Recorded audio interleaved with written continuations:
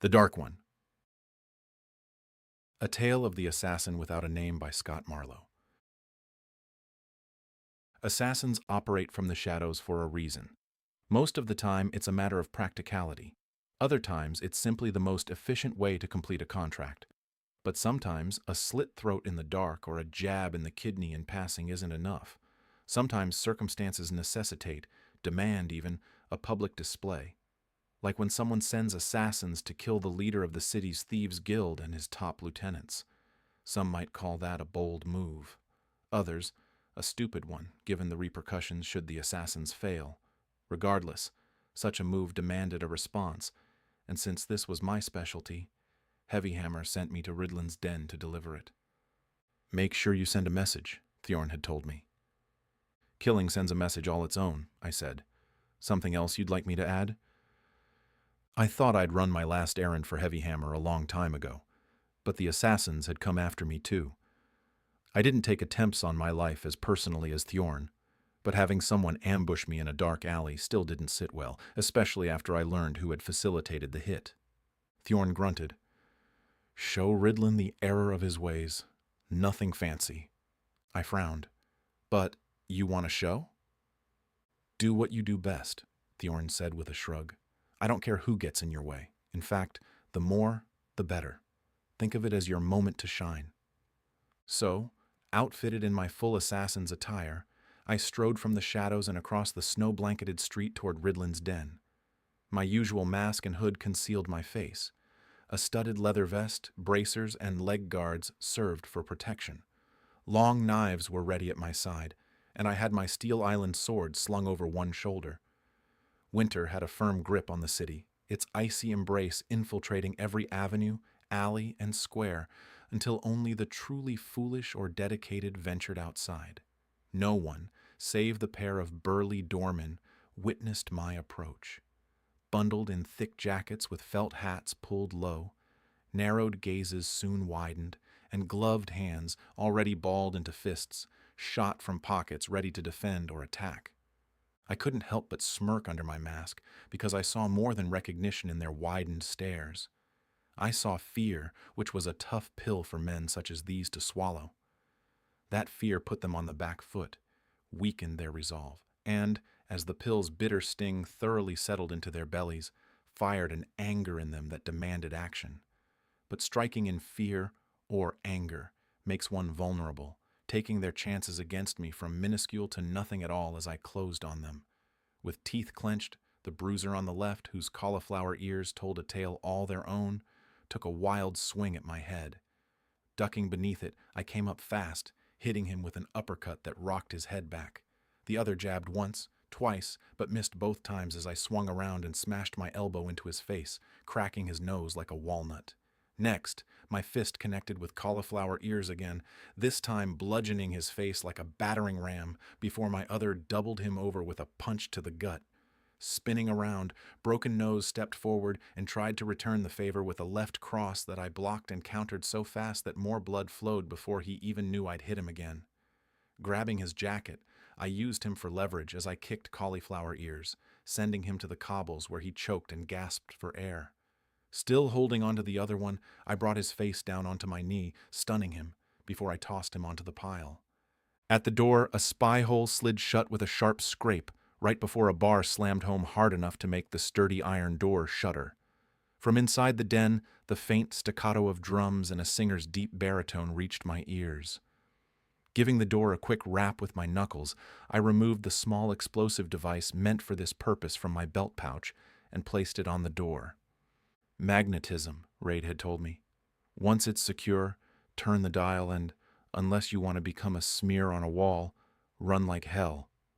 I didn't run, but I did hurry, covering my ears and counting down the seconds until the explosive device's roar shattered the night's stillness.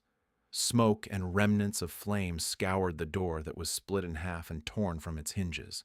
Beyond, I spotted blood and bodies through the smoke littering the floor. The pair of doormen had staggered away, but not in time. Now they lay sprawled across the road, unmoving. I entered, stepped over the corpses, and took in the den's chaos with a glance. If the place wasn't lively before my arrival, it certainly was now. The explosion had knocked everyone nearby to the floor and upended a host of low-stakes gaming tables, their dealers scrambling on hands and knees to gather scattered coins, while patrons at the tables did much the same. An unfortunate waiter lay groaning on his side, shards of glass from the drinks on his tray embedded in his bloodied face. Others, knocked prone, struggled to their knees or stood on shaky legs. They staggered away with shocked, bewildered expressions. Beyond this initial scene, the chaos diminished, with the next half-circle of tables upright but with cards and coins strewn across the floor, and patrons and employees alike gazing at me with stunned expressions. Past them, the scene at the bar seemed unaffected, though most had swiveled around to see what all the commotion was about. The distant arena, where a fight was in progress, continued as if nothing had happened. Thrumming with palpable energy, a crowd of eager onlookers pressed against the wrought iron barriers, their voices a cacophony of cheers and jeers, as a fighter clad in tattered leather faced off against a towering brute swinging a heavy axe. Above it all, the rhythm of drums pulsed through the air, each beat resonating with a primal energy that echoed from the den's walls. Intertwined with the drumming, a woman's haunting voice rose and fell like a distant storm, her melodies weaving tales of forgotten heroes and bitter rivalries. Her ethereal notes carried a quality of defiance that, I didn't doubt, inspired the host of Ridland's bully boys running straight for me with murder in their eyes. Now it got interesting. Moving the fingers of one hand, I initiated the charging sequence of my force glove and, counting down the seconds, waited for the first of Ridland's men to arrive. My timing proved flawless. With eyes wide and mouth twisted into a snarl, the bouncer raised his club and leaped into direct contact with my outstretched palm. A quick flash, and my opponent's rage transformed into shock as the glove's repulsive force hurled him away. He slammed into the others behind him, toppling them like pins in a carnival game. Since I wasn't here for Ridland's low-level bruisers, I left them to untangle themselves while I strode across the gambling floor like I owned the place. Patrons, dealers, and others, in no mood for trouble, gave me a wide berth. I knew the lay of the place well enough to head directly for the stairs leading to the next floor. One of Ridland's henchmen met me halfway, rushing me with a wicked-looking spiked mace gripped in an iron fist.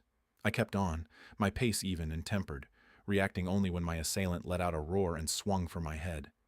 Sidestepping his clumsy attack, I drew a long knife and in the same motion slashed him deep. The shock of my blade scraping his ribs unbalanced him, so I needn't do anything else except watch as he tumbled down the steps.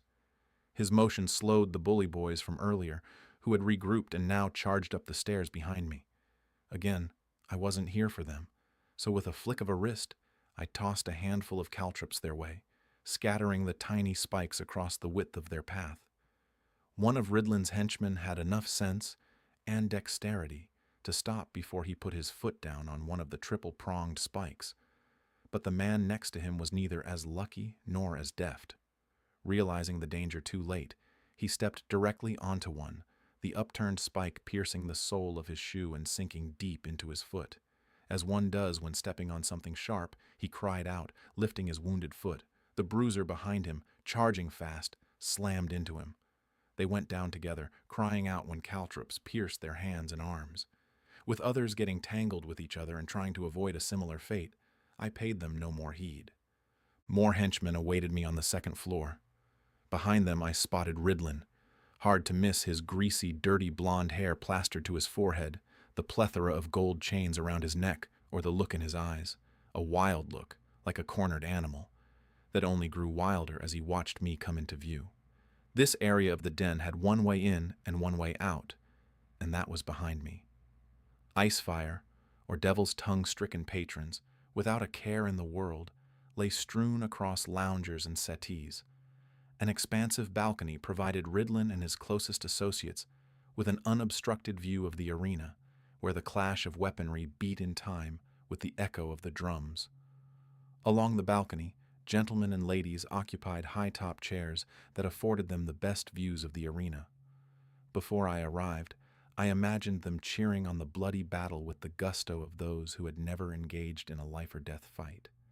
But now that the battle had come to them, they'd gone silent, their expressions muted, fearful even. I knew the moment an avenue of escape opened, they'd trample each other on their way to the exit. "You made a mistake coming here," Ridland shouted, his high-pitched wail full of drug-induced slurs about as threatening as the half-dozen bravados separating us. The time for words would have been before Ridland had conspired with the warders to have me, Heavyhammer, Liz, and some others killed, so I said nothing in return. The bruisers arrayed against me seemed in no hurry to engage. Instead, they tightened grips on weapons, swords and spiked clubs mostly, and clenched their jaws as they braced themselves for what was about to come. My long knives suited this sort of fight, but so did my sword. Since I was here to make a statement, I drew the blade now, letting them take full measure of the length of black steel. The way it caught the light from alchemical lanterns made it almost seem as if the blade itself was on fire, burning with the same volcanic flames from which it had been forged. The nearest of Ridland's men licked his lips, his eyes transfixed by my weapon's otherworldly sheen. With others doing the same, there seemed no better time to strike. The stare of the nearest, transfixed, widened in surprise when his mind caught up, and he realized he was about to die. By then, it was too late for him to do anything other than spout blood, as my sword sliced a gouge through his leather armor and nearly cut him in half. The next fell grasping his throat, blood leaking from between his clenched fingers. I ducked beneath the swing of a short sword, the steel cutting the air overhead, and came up point first, my blade stabbing my opponent under the ribs. A sigh escaped his lips, and his knees buckled as I withdrew my weapon. Spinning, I ducked under a clumsy swing, then dove and somersaulted away when two bruisers rushed me with clubs raised. I regained my feet in an instant, whipping my sword about to clear the space around me. The remaining four surrounded me, and others who had finally picked their way through the maze of caltrops boiled up from the staircase, swelling their numbers and promising that we were about to have a right proper fight. As Ridland's men came screaming into the room, the guests who wanted no part of this fight did the opposite, rushing down the stairs to safety. Ridland eyed the same escape route, but with the ranks on his side swelling, his concern melted away, replaced by a wicked grin I remembered from my days fighting in his arena. He cackled, his fist smashing into his open palm. "Time to die, you piece of shat!" Then the press of bruisers closing in blocked him from sight. Sometimes overwhelming numbers are a genuine concern. On the battlefield, in close combat, or in an open room with no obvious choke points, such as now. However, overwhelming numbers also become a disadvantage when a lack of coordination, discipline, and skill comes into play. Ridland's men knew how to break up fights, expel drunks, and knock heads about when someone got too frisky with the ladies. I'd venture they were also pretty good at beating someone to a bloody pulp when the circumstances are right. But how would they fare against someone who retaliated with the intent to kill? I knew only one way to learn the answer to that question. Never one to wait for a fight to come to me, I leaped into their midst, drawing one of my long knives to have a go at them double-bladed. Cutting and slashing, I ducked and weaved my way between men who reeked of fear. These were not the zealots of the Jackaryi, ready to lay down their lives for their cause without a second thought. Simple men, really, looking for simple work and a simple wage. That didn't mean I spared them. One took a knife to the gut, another a slash of my sword across his chest, a third, after I parried his thrust, the hilt of my knife to his face, until I left a trail of blood and corpses behind. When I'd made a complete circuit through their ranks, I turned, ready to keep up the fight, only to see that the damage I'd wrought was enough. Half of Ridland's men were down, clutching at wounds or already dead. In no hurry to keep up the fight, the other half eyed me warily. Ridland saw the mood shift and, realizing his time was up, bolted. I had my knife sheathed and a throwing star hurtling toward him in less time than it took for him to take 2 steps. The star embedded itself in his thigh, and down he went, howling as he stumbled, tripped, and fell face first onto the floor. His bruisers, who hadn't moved a muscle except to fidget with their weapons, cast longing glances at the exit. No doubt, they weighed the cost of fleeing and losing future work prospects against staying, which most certainly meant forfeiting their lives. I didn't think it seemed a hard decision to make, and evidently they all agreed. As one, they fled. I thought that was that, until the sound of heavy footsteps boomed from the stairs, growing closer with every footfall and echoing from the walls like the drumming from earlier. Only now did I realize those drums had stopped, along with the jeering coming from the arena's spectators. All eyes turned to the stairs, waiting for whoever, or whatever, to show themselves. Ridland, who must have understood what those heavy footfalls meant, let out another cackle through his grimace of pain. "Now you'll get what's coming to you, you bastard." When I saw who came up the stairs, I thought that this time he might be right. A warrior the size of a giant waded into the room. Clad in battered crimson armor with a long-hafted, double-edged axe casually slung over a shoulder, he wore a great helmet with the visor lowered that concealed his identity. Not that it mattered. Whether a giant, a Galgath, or some other creature, this new opponent wasn't going to run like the others, nor would he fall so easily. Ridland's remaining men retreated to either side, clearing a path. The slit in the giant's helmet fixed on me. Hefting his axe in an easy two-handed grip, he strode forward, kicking bodies from his path and causing others to scurry out of the way or get trampled. The thump of his footfalls and the clanking of his armor became my focus. I didn't back away, but neither did I move any closer. I stayed still, letting him come to me, waiting, and then, at the precise moment he raised his axe to deliver his killing stroke, I rushed him, not stopping until I'd run past him. Wary but confused, the giant turned slowly. He thought he had nothing to fear from me. In hand-to-hand combat, certainly not. Even my Steel Island sword might not possess a sharp enough edge to penetrate his heavy armor. But I hadn't lived this long by relying only on fists and sharp edges. Sometimes a job requires something more.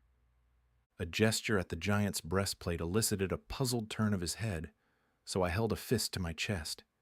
His great helmet tilted downward, taking in his breastplate and the negative energy grenade I'd placed there. Recognizing the danger, he tried to swat it away. But this explosive, like the one I'd used on the door, was magnetic. Swatting did nothing, and the giant's gauntlets were too cumbersome to get a proper grip on the relatively small device, which remained firmly in place, tiny lights counting down 3, 2, 1. Second generation, Gwendolyn had told me with a mischievous smile. Inverted field dispersion, magnified central point of activation, and faster initiation. It's an improvement all around. While I didn't share Gwen's enthusiasm for the technical minutiae, I couldn't argue with the results. The armored giant emitted a wail of frustration as the grenade crackled to life. The negative energy started at a point and didn't so much as expand but drew everything around it inward. The inverted field Gwendolyn had mentioned pulling the giant into the shadow realm in a single, unilateral implosion. In less than a second, he was gone. Ridland's men stood in stunned disbelief. One by one, their eyes shifted from the place where their champion had stood to me. Then, one by one, they ran away. "Come back here, you cowards! Come back or I'll—" Ridland's cry faded to silence as I approached. Still lying on the floor, he had his back pressed against a lounger. Blood leaked from his leg where my throwing star remained embedded. He looked up at me with the desperate eyes of someone who knew he was about to die, and who couldn't do a damn thing to stop it. That didn't mean he wouldn't try, though. "Whatever Heavy Hammer is paying you, I'll double it, triple it even." Without saying a word, I settled into a crouch before him. Desperate eyes became crazed, peering in every direction for some way out of this. Barring that, perhaps he searched for a weapon. No, not a weapon, I realized, as his attention fixed on a vial of ice fire discarded on the couch. A clawed hand grasped for it, and he almost might have had it if I hadn't gotten to it first. I held the vial up to the light, studying the swirls within. Then I tossed it over my shoulder. The vial hit the floor, shattering into pieces. Ridland sank, whimpering. They wanted desperate men. The warders, I presumed. Desperate men, meaning men with nothing to lose, who wouldn't blanch at the idea of targeting the city's Lord of Thieves. But they didn't tell me anything about the job. I didn't know they wanted Heavy Hammer dead. Crazed, desperate eyes filled with hope for one instant. You can tell him that for me, can't you? Tell him I didn't know. Otherwise, I never would have helped them. My silent stare had the desired effect, telling him that no, I wasn't delivering any more messages, while draining the last measure of hope from him bit by bit, until finally none remained. With no reason to prolong this any further, I finished him quickly, ripping my throwing star from his leg and slashing its razor edge across his throat. He gasped, hands rising to stop the crimson tide, but it was too late. In moments, Ridland was dead. I left the den the same way I'd entered, ignoring the stares of the remaining few patrons nursing drinks or hoping for one more roll of the dice. A few of Ridland's men loitered outside. The moment I started down the street, they ran inside, either to check on their boss or to steal everything he owned. No one followed me from the shambles, so once I was well away, I lowered my mask and settled into a leisurely stroll. Although the hard part was done, I still had other business to attend to this evening. First, the alliance I had fostered between the Thieves' Guild, the Progressive Society, and the Jackaryi, an unlikely alliance if ever there was one, had a meeting scheduled for this evening. Together, representatives from each of those groups had been scouring the city for ways to slow or even halt the warders' inexorable march toward destroying our fair city, and I wanted to know where they stood. So far, the reports I had received were not good. Ever the optimist, I wondered if tonight's activity might have yielded better results. Once I arrived outside the meeting location, the cacophony of raised voices from within told me all I needed to know about their progress. All the players were present. Atticus Drake, as dapper as ever in a dark jacket and burgundy cravat, his ruby-tipped cane held in a loose grasp. Gwendolyn Goddard, who somehow made even a laboratory smock look attractive. Elizabeth West, clad in sleek leather as usual, and always the center of my attention. A cadre of society scientists, including the dwarven brother and sister duo of Raid and Kess, along with Professor Remy Crane and his smart-as-a-whip daughter, Ruby. Last were the Jackaryi representatives, who naturally lurked in the laboratory's only shadowed corner. I spied 3 of the bald, tattooed priests, though I only recognized Ao Utet. "Another trinket?" Elizabeth asked, shaking her head. "You do realize that every time we go out there, we're risking our lives, right?" "It's not another trinket," Gwendolyn said, withdrawing a small metallic device from an open chest. "This is a radial circumelectroid." Atticus weighed in. "Which by itself is the very definition of a trinket." "Ah," Gwen said.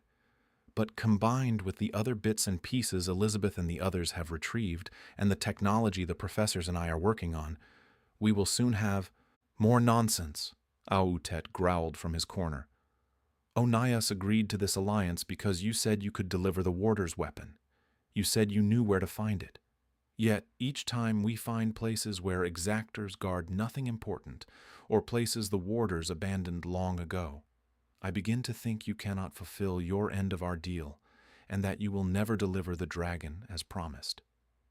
The dragon, a mythical weapon that the warders plan to use to stop the Jackaryi from bringing their dark god, aptly named the Dark One, into our world. As someone with direct ties to the warder organization through her role as a special consultant, Gwendolyn provided our alliance with information about supposed locations where the warders were putting the finishing touches on their infernal machine. At one time, the belief was that the warders intended to summon an actual dragon to do their bidding, but we'd seen enough evidence, forged dragon scales, alchemical dragon's blood, and a magical, if not mechanical, dragon heart, that we had abandoned those mythical notions in favor of a more practical explanation. Regardless of how it manifested, though, the warders were building a weapon powerful enough to destroy the Dark One and Alchester in the process. Outside the Jackaryi priests, no one wanted to see any dark god, Dark One or otherwise, return to the world of the living. Even fewer wished the entire city destroyed. Gwendolyn huffed. "As I've told you umpteen times now, this is a process of elimination. Since usurping control of the League of Merchants, Leonidas Storm has spread the warder's influence throughout all quarters of the guild's operation. If I send you directly to their weapon, then it won't take them long to figure out they have a mole. They'll take even less time figuring out it's me. However, by targeting their operation in a seemingly random fashion, suspicion remains at a minimum. In time, I will lead you right to our main objective. Long before we reach the day of the unifying convergence, I can guarantee you that. A process of elimination? Liz shook her head. So, you still don't know the dragon's location? More to the point, Atticus said, glaring. Once you discover it, if you haven't already, do you actually intend to share that information with us? Or will you keep it to yourself to exploit beyond the boundaries of our alliance? Gwendolyn sighed. But whether genuine or an act, even I wasn't sure. Gwendolyn was as cunning as she was intelligent, and while recent tumultuous events had led her to join our cause, her dedication remained suspect. You still don't trust me, Atticus? She asked. Even after all I've done? Do I really need to answer that? My suspicions are entirely unfounded, Gwendolyn shot back, her anger rising. I joined this alliance willingly and have made contributions that even you, Atticus, cannot refute. Do you think it's easy, sifting through the information I get from the warders? Half of it is nothing more than honeypots, decoys and falsehoods meant to ensnare any suspected spies they wish to weed out from their network of associates and consultants. I have to evaluate the information they provide, along with what I gather on my own, and then decide whether it's valid. I have no reason to withhold information about anything, least of all the warder's weapon. Gwendolyn's stare fell on me. Tell him. Tell him what? I asked, not sure what she wanted me to say. Fortunately, Liz had no such confusion and answered on my behalf. She's right, Atticus. As much as I hate to admit it, I don't think we'd have come this far without her help. She directed her gaze toward Ao Utet. While it's true we haven't found the dragon, that's likely a good thing. We may only get one chance to destroy it, and we're not ready. Not yet. Exactly, Gwen said. But we're close, very close. Isn't that right, Raid? Though all eyes turned to the dwarven engineer, he remained oblivious. A darkened shield covered his face, and an alchemical torch blazed as he soldered two assemblies together. Kess had to elbow him in the side to gain his attention. Turning off his torch, he raised his face shield and scanned the group with a sweeping, befuddled gaze. Eh? What was that? Kess let out an exasperated sigh. Never mind, Raid. She slid from her stool and answered for him. We're on schedule, Ms. Goddard. I see no reason we won't have the Dragon Slayer ready for action when you say the word. Dragon Slayer? I asked, raising a brow. Kess beamed at me. It was Professor Crane's idea. Which one, I wondered, until Ruby nearly fell out of her chair with excitement. It's fitting, don't you think? Very, I said, scanning the work tables. Can I see it? Raid jammed a thumb over his shoulder. It's in the other room. We're asking that all non-essential personnel stay the hell away from it, for your own safety and everyone else's. It's that dangerous? I asked. Dangerous and volatile, Atticus chimed in. Since we've limited knowledge of the dragon's capabilities, we've made assumptions about how to counter its energy yield, intensity, and so on. Atticus smacked a fist into his open palm. As long as the dragon's capabilities remain a mystery, we're operating in the dark. We need more information. We're working on it, Liz said, crossing her arms. Thjorn has his network of spies trying to locate the weapon's design plans. But, like all things related to the warders, it isn't easy. If someone gives me something to steal, I'll steal it. But until then... Of course, Atticus said, rubbing his forehead. I meant no slight, Elizabeth. I know we are all contributing our best, considering our circumstances. His gaze crept over and settled on me. Most of us, anyway. One could hardly miss his tone of dissatisfaction, though I was unaccustomed to having it directed at me. Meaning? Meaning that we all agreed to contribute our individual skills to this endeavor. Unless yours somehow lies in being absent, I think we all need to adhere to the original pact and do our part. I completely agree, I said, unfazed. Does that mean you've reconsidered my suggestion to ignore the weapon and target the people behind it instead? My rationale was simple. We knew little about the dragon, and as the days ticked by, our efforts to learn more increasingly came up short. Instead of wasting our resources on what seemed a futile effort, why not focus on what, or who, we knew. Namely, the new Grand Administrator of the King's Merchant League, Leonidas Storm, or the one pulling the strings from the shadows, the Warder Primus, Clare Carter. My skills lie in assassination.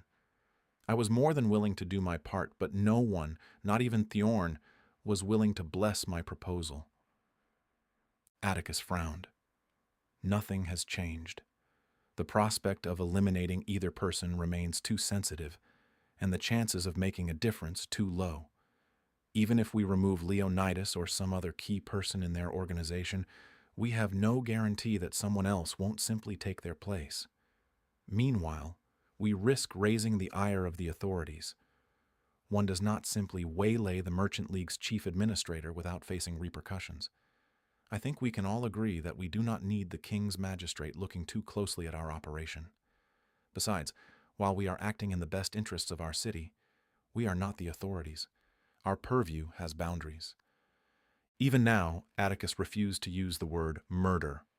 Rather, it was all about removing or waylaying. Eliminate came close, at least. I understood Atticus's perspective. He was a businessman and a scientist. His way was to outspend, outfox, or outsmart the competition, not assassinate them. At least we agreed on his last point. Involving the authorities, whether the City Watch or members of the King's inspectors, invited too many questions that no one wanted to answer. I was an assassin, Liz a thief, and Gwendolyn had her fingers in many pots, some illegal, and that was only for starters. We all wanted to stop the warders, but not at the expense of our livelihoods or our freedom. That included involving Inspector Wright, who, despite proving a valuable ally at times, remained unaware of our little alliance of convenience. Since I saw no reason to argue over Atticus's point, I flashed him a smile and said, "If that changes, I'm at your service." Atticus chewed his lip, less than satisfied with my answer, but also realizing the futility of continuing the conversation. "Well then, I'm off to another engagement. I assume someone will keep me apprised of any new developments?" "Of course," Gwendolyn said. "If you wouldn't mind, Atticus," Elizabeth said, "I have an engagement of my own. You'll save me the trouble of having to flag down a carriage." Atticus didn't mind at all. On her way out, Liz stopped in front of me. "How did everything go tonight?" she asked in a voice that only I could hear. "Message delivered," I said. She frowned, not happy, but she knew the assassins had come for her and her own. There could be no other response other than the one I delivered. She stared a little longer until, finally, she nodded. "I'm heading to Guildhouse to update Thorn," she said. "Catch up later?" She named a place, and then she was gone. While the scientists and engineers returned to their work, Au-Utet and his pair of henchmen emerged from their corner. The pair headed straight for the exit, but Au-Utet lingered, his pointed glare fixed on Gwendolyn. "I will tell Onias of our progress," he said. "Do not expect my words to satisfy him." Gwen crossed her arms and met his glare with one of her own. Au-Utet acknowledged me with a nod before he followed the others outside into the night. Gwendolyn waited until they were good and gone before she spun around to face me. "I don't know how much longer I can keep stringing them along. They're already suspicious, and I think their high priest may already know I'm not telling them everything." The scientists' attention had returned to their projects, so we spoke in relative privacy. "I'm sure Onias suspects," I said. "This alliance was always one of convenience." Gwendolyn sighed. "It's about to get very inconvenient. The date of the unifying convergence is getting closer and closer." "But it isn't here yet," I said. "We still have time to figure out this mess we've found ourselves in." "I warned you about inviting the priests to take part in this venture, didn't I? They built one of my Goddard devices in case you forgot." "How could I, when I was the one who volunteered to give them the plans in exchange for their help?" Gwen went on. "With my device powering their horizon dichotomizer, there will be no stopping them." I shrugged. We all accepted the risk. For now, we need them. And they need us. Like I said, it's all about convenience. What's that saying? Keep your friends close and your enemies closer? Besides, you don't actually know where the warders are building their weapon yet, do you? Gwendolyn chewed her lip. Not precisely, but I've narrowed down the possibilities. When we're ready, it won't be hard to find. Gwendolyn tapped her fingers on a work table. Our stalling may not matter for much longer anyway. Pardigan says he's close to completing the Jackaryi's detection device. Once they have that, the priests won't need us any longer. They'll go after the warder's weapon, with or without us. Likely without us, I figured. In the background, the sound of hammering on metal and the noise from Raid's alchemical torch echoed throughout the laboratory. I don't like this, Gwen stated. I waited for her to explain. This situation is too delicate. We need to stop the warders from destroying the city, which means neutralizing their weapon. But if we do that, there's nothing to stop the Jackaryi from freeing their dark god. I crossed my arms. This wasn't the first time I'd considered the dilemma posed by the warders and Jackaryi. The Dark One's freedom means the rest of us face eternal darkness, whatever that means. Gwendolyn pursed her lips. Nothing good, I imagine. I feel like we're attempting one hell of a balancing act, and the best we can do is not fall. But the status quo gets us nowhere either. The warders and the Jackaryi have been engaged in a centuries-long conflict. If we don't come to some resolution, there's no guarantee it won't continue. Maybe it becomes someone else's problem then. Or maybe we find ourselves right back in this position a year or 10 years from now. Better to end the threat here and now. This wasn't about heroics or taking on a noble cause. It was about eliminating a threat and ensuring the continued operation of my business. Also, it had to do with protecting my sister, Olivia, and her husband, Mason, not to mention Liz and even Thorn, to whom I owed a debt of gratitude I could never repay. Taking half measures so the problem became someone else's further down the road was appealing, but not satisfactory. Fine, Gwendolyn said, exasperated. The chief scientist had nerves of steel when she had all the answers. But toss in an element of chaos or a riddle that defied her logic, and she often became flustered, like now. But how? How do we end it and still survive? The answer to that question remained elusive. I don't know, I said, smiling. What I should have said was that I didn't know yet. I had some ideas, some distasteful, others logistically challenging, still others speculative and requiring further research. I needed more time to kick things around in my head, so I kept to my initial statement and added, I'm sure you and the others will figure something out. Pfft, she said. I suppose we'll have to. You're no help. Now you're beginning to sound like Atticus. Please don't insult me. I had a third appointment this evening, so I bid Gwendolyn and the other scientists good night. Outside, the moon cast an eerie light on the snow.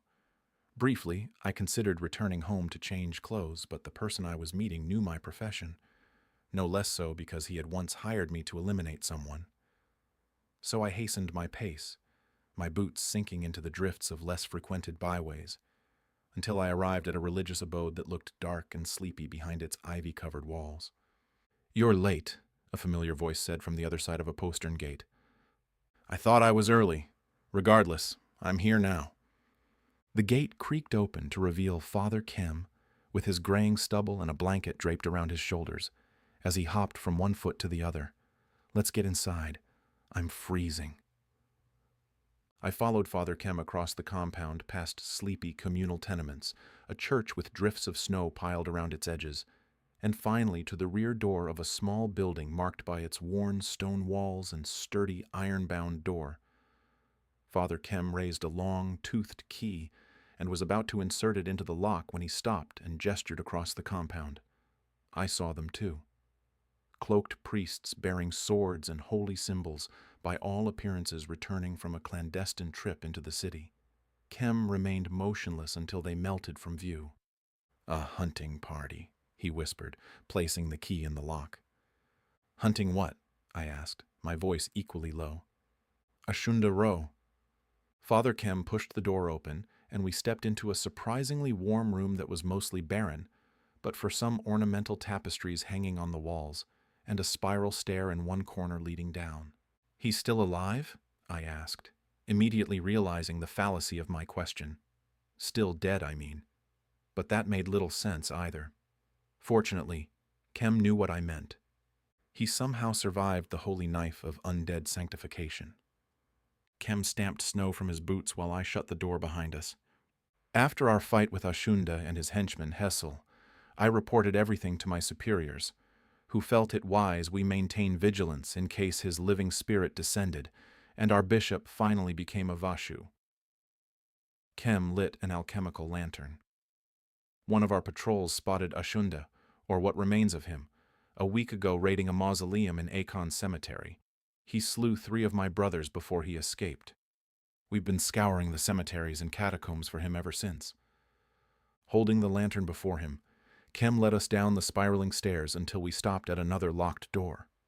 The priest inserted a key into the lock but paused before opening the door to level a pointed stare at me. I did as you asked, he said. I found the painting, but please be careful. Some of our most valuable treasures lie beyond this door. Touch nothing. Do you understand? Once I nodded my agreement, Kem got on with it, opening the door with a resounding creak. The room beyond was cool and dry, yet cloaked in such darkness that I discerned nothing beyond the soft halo of the priest's lantern. But Father Kem soon had wall sconces lit, revealing a spacious underground library. Wooden shelves lined the walls, forming neat rows throughout the room. An organized array of scrolls, parchments, and bound volumes filled each. The materials showed their age, yellowed pages, faded ink, and worn leather bindings, but appeared well preserved in this controlled environment. While Father Kem lit other sconces about the room, I strolled about, careful not to touch anything but curious about the contents of the varied array of scrolls and such. Their subjects spanned various topics, including historical records, religious texts, mythological accounts, and scholarly commentaries. The organization suggested a methodical curator, with subject areas delineated by small carved markers at the end of each shelf. I found the place's quiet stillness, which was interrupted only by the occasional soft creak of wooden floorboards as I strolled about, a pleasant contrast to the ongoing chaos happening outside. Come look at this, Kem said, waving me over to a small desk and an open book with tattered yellow pages. Is this the painting you saw in the temple? I recalled the scene with such clarity that a casual glance confirmed it. The exact one.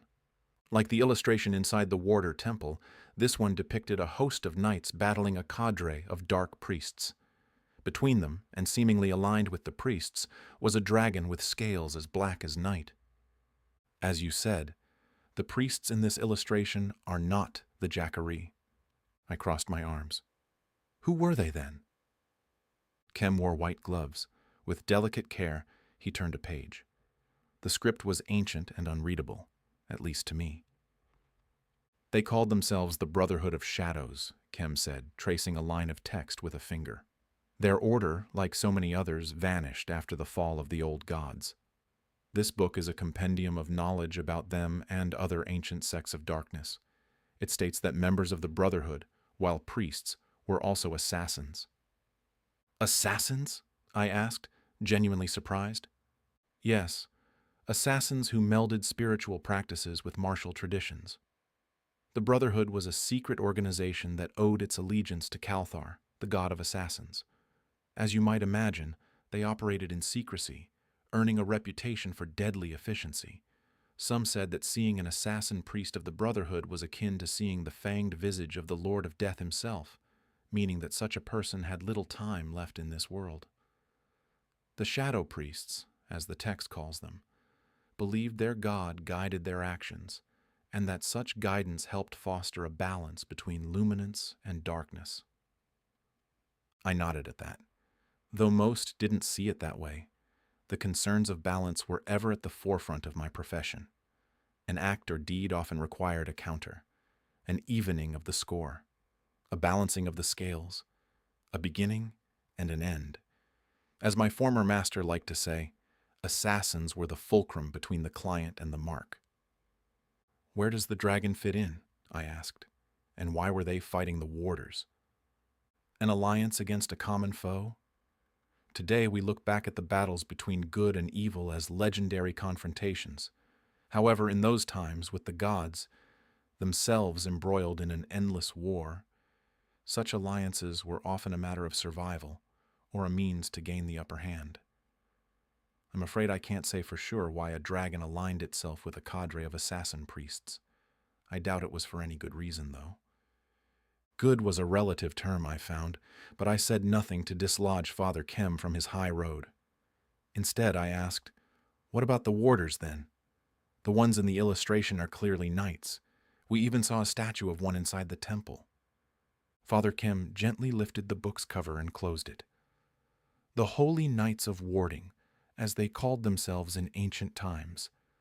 The statue may have represented a god or a revered hero of theirs. Once, they served as protectors against the oncoming tide of darkness. Yet now, it seems they've become part of the darkness itself. But they still fight an unholy foe," Kem said almost absent-mindedly, his attention fixed on the book cover's intricate pattern. "Sometimes there's no good, only evil." Kem's gaze lifted. "The lesser of the two, then? Or neither?" Confused, Kem said, "But someone has to win." "Yes, but that someone need not be the warders or the Jackaryi." He worked it through in his mind. "You plan to stop them both. I don't see any other alternative where we come out of this alive and keep our city intact. Do you?" I had caught the good father up on most everything I knew when I asked him to research the temple's fresco, so he understood the stakes and the penalty for failure. Kem began removing his white gloves. "How do you plan to accomplish that?" "I'm still working out the details. Let me ask you something. Does it strike you as odd that the warders, who once fought against a dragon, plan to use one, or something like one, to stop the Dark One?" "Allegiances change," Kem said, shrugging. "Besides, from what you've told me, their draconian manifestation is more machine than actual dragon. It seems they intend to recreate the powers of a dragon more so than conjure one wholesale to use against the Jackaryi's supposed god." "Supposed? You think he's something else?" "I think there are a great many powers beyond our comprehension, and that not all are gods. People, even the Jackaryi, want to believe a higher power still exists. Sometimes this longing can lead to misinterpretations, but to answer your question, yes, it strikes me as unusual that the warders plan to use a dragon or the likeness of one against the Dark One. But legends say a dragon's power rivaled that of the gods. If the Dark One is that powerful, they would need a dragon's strength to defeat him. You still know nothing about their weapon?" "Very little beyond conjecture. The Progressive Society's chief scientist thinks they plan to unleash a source of superluminal energy. In effect, a very bright light that has a lot of destructive properties, too." Kem nodded knowingly. "As always, it is a matter of balance, is it not? Good to balance evil, light to balance darkness. Or shadow." I gestured at the book, closed now. "You found no references to a Dark One?" "None. Perhaps if you provide me with something else to work with, I can approach my research from a different angle. However, I have found no references to a being, god or otherwise, by that name. We know some immortals fell prey to eternal imprisonment during the Third War of the Gods. When the old gods fell, many of their jailers, along with knowledge of their prisoners, disappeared with them. To my knowledge, no one has ever found one of these lost and imprisoned immortals." "Until now, it seems," I said. "Onias and another, a high priestess, claim the Dark One speaks to them. I heard him once myself." "You did? You made no mention of that earlier. Must have slipped my mind. What did he say to you?" "Something about the futility of trying to stop him." Kem pinched the bridge of his nose. "What did he say exactly? If you can recall the words." I searched my memory. "You cannot stop what is coming." That's what he said. His voice, I heard him inside my head, if that makes any sense, was deafening. He seemed very angry about the whole thing. "About you trying to stop him or something else?" Kem asked. I considered the question. "I'm not sure. About trying to stop him from escaping?" But Father Kem knew no more than I did. "Thanks for the help, Father. I told him on the way out. Of course, he said. If there's anything else, you know where to find me. Father Kem walked me back to the gate, where we said our good nights. Seconds later, I was on my way once more, prowling snow-blanketed streets under the cover of darkness until I crossed into the sleepy borough of Dover Heights. I navigated a now familiar route for 3 blocks before ducking into an alley and emerging at a deserted intersection in front of a dark, lonely shop. The dusty shelf stood silent in the late hour. Moonlight caught on the frosted window panes, casting a silvery glow across the weathered sign that creaked in the winter breeze. The name, carved in an elegant script and touched with faded gold leaf, hung above a door of dark oak, its brass fittings tarnished with age. Through the frost-etched windows, shadowy shapes of bookshelves loomed like sleeping giants, their contents, countless tomes and scrolls, waiting for daylight to reveal their secrets once more. A single lantern hung unlit inside, its glass clouded with dust. The building's walls leaned outward, with corners that had softened over decades of witnessing the comings and goings of scholars, hobbyists, and curious minds. Snow had gathered in the crevices of the stonework, along the windowsills, and, most telling, at the foot of the door. No one, least of all the shop's owner, Clare Carter, had visited the shop in some time. I came here during the day and always at night to see if she'd returned. No other avenues of investigation had revealed Ms. Carter's location, so this was all I had left. Leonidas Storm had become the face of the Warder organization, but I knew he wasn't the one in charge. That honor fell to the sweet and homely woman who had slain 6 Jackaryi priests using a power I still didn't understand. Was she a sorceress, a technologist, or something else entirely? The woman was more than an enigma, ruthless but merciful, strong but intellectual, impulsive but possessed of more patience than anyone I'd ever known because she had waited a lifetime for the unifying convergence when the safeguards imprisoning the Dark One were at their weakest. That was why I knew she was still in Alchester. She wasn't going anywhere until the job, her lifelong mission, was complete. I waited a short while longer, wondering if she was watching from the shadows. If she did, I knew no other way to let her know I only wanted to talk, other than to stand in the open. If she even received the message, she didn't understand it, I figured.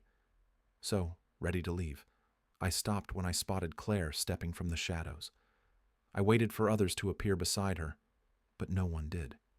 She headed straight toward me, stopping well within weapons range. To my surprise, no one emerged from the dark to join her. "Leaving so soon?" she asked, a whimsical smile playing out across her lips. "Now that you're here, I'll stick around. You're a hard woman to find." Claire shrugged shoulders covered by a heavy wool coat. She had her hands jammed into her pockets, her silver hair tied in a short ponytail, and a fine concealing layer on her cheeks, no doubt meant to hide the slight wrinkles lining her skin. "I've been at this for a long time, but I've always believed in rewarding persistence. Also, I wonder if you know the true nature of those you've allied yourself with." "The Jackaryi? Oh, I know all about them. It's the warders that remain a puzzle. Once knights bound by chivalry, but now willing to sacrifice an entire city to fulfill this mad quest of yours." "There's nothing mad about wanting to stop a dark god from returning to our world. As for the greater tolerance for collateral damage, we learned from our mistakes. The Holy Knights of Warding were once an idealistic order, bound by rules, as you say. Such ideals resulted in the imprisonment rather than the annihilation of beings like the Dark One. Such leniency is why we find ourselves in our current predicament. If our ancestors had done what was necessary those many hundreds of years ago, who knows what sort of world we might find ourselves in now. The Jackaryi might never have existed, and you and I might never have met." "I shudder even to consider such a thing," I said. I noticed for the first time that someone had smashed a hole through the glass of the front door. "Someone rob you?" "Someone did." "The Jackaryi?" I asked. She shook her head. "Whoever it was, they stole a trove of ancient tomes.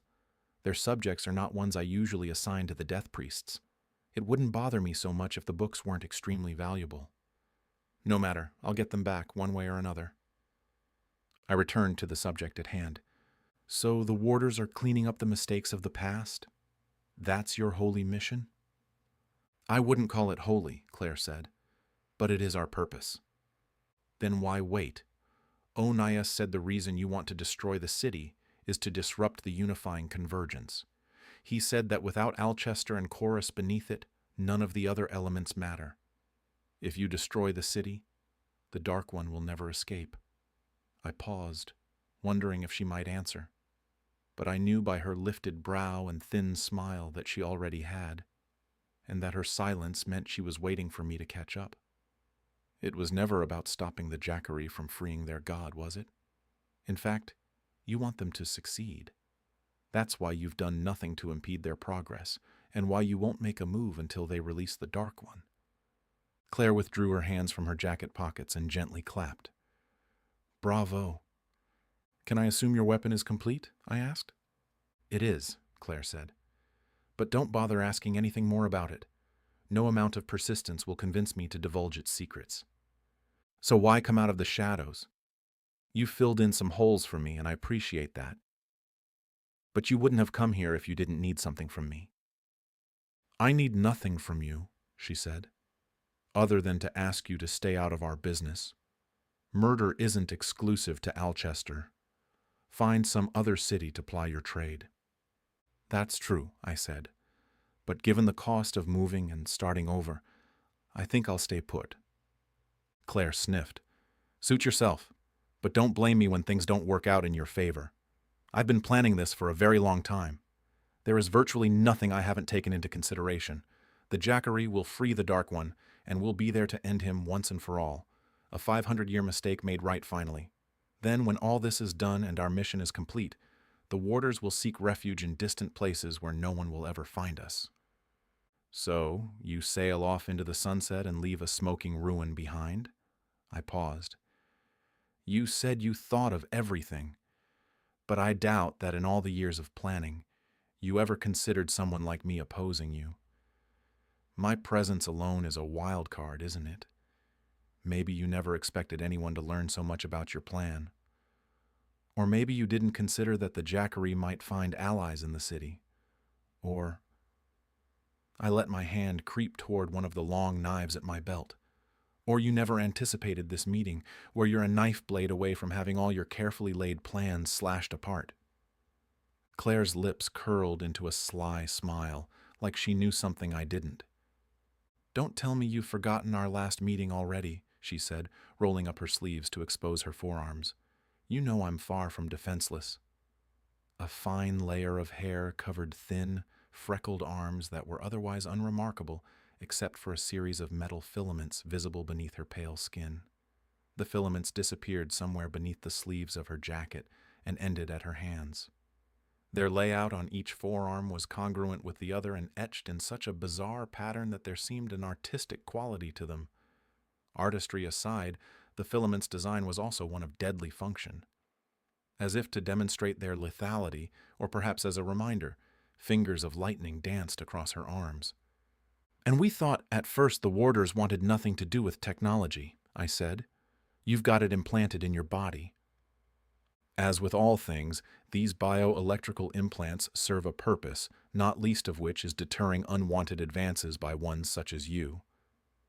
I let my hand drop to my side. Fair enough. Warning received. She lowered her sleeves. And ignored? I shrugged. Like I said, allowing you to lay waste to my city is bad for business. I'm not going anywhere. Humph, Clare said, jamming her hands back into her pockets. Then the next time we meet, don't expect such cordiality. Without another word, she spun about and trudged through the snow until she disappeared into the shadows.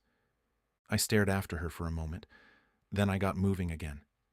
As much as I wanted my night to end, I still had one more stop to make, and I reckoned by the moon's position that I was already late. Dover Heights to Chester Borough wasn't far, so it only took a short while for me to reach my sister's house. Rather than ascending the short stairs to the front door, I crept around back, hoping that darkened windows meant Olivia was fast asleep. As instructed, I stopped at the slanted basement door and, wiping away accumulated snow, tapped on it lightly 4 times. Quiet footsteps coming from inside approached. Someone undid a latch, and the door, weighed down as it was, lurched open to reveal the frowning face of my brother-in-law, Mason Gould. He was a good enough-looking fellow, with dark wavy hair, solid if not sharp features, and wire-rimmed spectacles that contributed to his intellectual bearing. An engineer by trade, appearing intellectual was part of the job, I supposed. He finished off his appearance with a smock laden with small engineering tools and breast pockets over a collared work shirt and trousers. "You're late," he whispered. "So I've been told. I'm here now. Do you have it?" His frown deepened. "Not even a hello or a how are you?" "Some other time." "Well, do you?" He sighed. "Yes. But come inside. It's dreadfully cold out here, and I'll need to give you some special instructions." I hesitated. "Olivia's asleep?" "Soundly. I work late often, so she's grown accustomed to my absence." I followed him inside, gingerly stamping snow from my boots as I descended the stairs. Far from the dark, drafty space I expected, warm light from abundant lanterns and the red-hot glow of a cast-iron stove enveloped me. The air carried the scent of a complex mixture of hot metal, wood shavings, lamp oil, and the faint, acrid tang of alchemical compounds. The workshop hummed with the ticking of multiple clockwork mechanisms, the soft hiss of the stove, and the almost imperceptible whir of gears turning in various contraptions scattered across the room. Shelves lined the walls, their surfaces cluttered with an organized chaos of tools and materials. Brass components caught the light from lamps hanging from the ceiling beams, creating small constellations of golden reflections. Delicate instruments, calipers, miniature saws, and precision hammers lay arranged in careful order beside partially assembled devices whose purposes I could only guess at. Blueprints and diagrams covered every available vertical surface, with detailed drawings and scribbled notes revealing glimpses into Mason's methodical mind. In one corner, a shelf held rows of glass jars containing springs, cogs, and other small parts, each labeled in a neat hand. The engineer's daily movements had worn the wooden floor smooth in paths between workstations. Mason followed one of those paths now, leading me to the device I had asked him to work on. As I expected, it looked like a simple enough contraption, with twin coils extending from a solid metal base and a grip to facilitate easy handling. Mason had affixed light diodes above the handle, right at eye level if one held the instrument straight out. "That's it?" I asked. Mason picked up the device by the grip. "This is it. It's simple enough in design. The attunement proved tricky since you said you needed it to detect light sources, but only those of a specific intensity." "How's it work?" Mason flipped a switch near the grip, adjusted a dial, then pointed the device toward a dark corner of the room. Slowly, he swept his arm across the space. As the direction of the device approached the nearest light, the diodes on the instrument lit up. His arm kept moving so that once he had gone past the light, the diodes dimmed and darkened.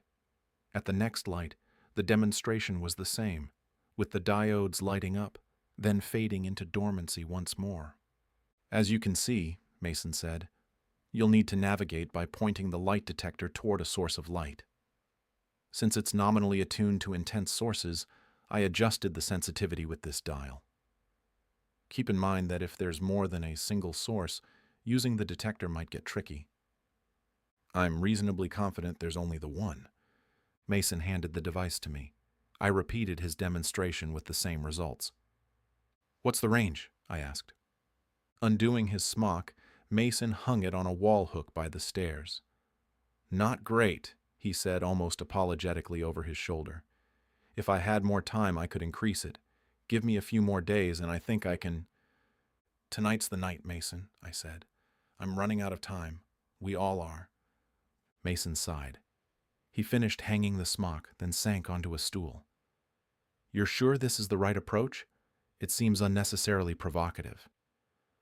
"If you can't tempt fate, what can you do with it?" Mason frowned. "That sounds like something Olivia might say. I should wake her. She always provides keen insight into matters like these." "You two spend a lot of time in the shadow realm?" I said, grinning. "Well, no, but you know what I mean." Best let her sleep, I said, not wanting to get into the reasons. For a long time I assumed, or hoped, my sister thought I was dead or gone elsewhere, away from Alchester for good. I learned only recently from Mason that my deception had not so easily duped her. I shouldn't feel surprised. Mason meant well by suggesting we bring her in on this. He probably hoped Olivia might talk me out of it. Between the two of us, she was always the more rational one. I almost wished we had already made contact so I could hear her thoughts. Ridiculously stupid, I already heard her saying. A wonderful way to get yourself killed. Seemed something else she might tell me. But once she got past those and gave it some thought, I liked to think she'd agree that it was the only way. For some reason, her blessing would have made the risk more palatable. But now wasn't the time to get reacquainted and deal with all the questions about why I disappeared from her life those years ago.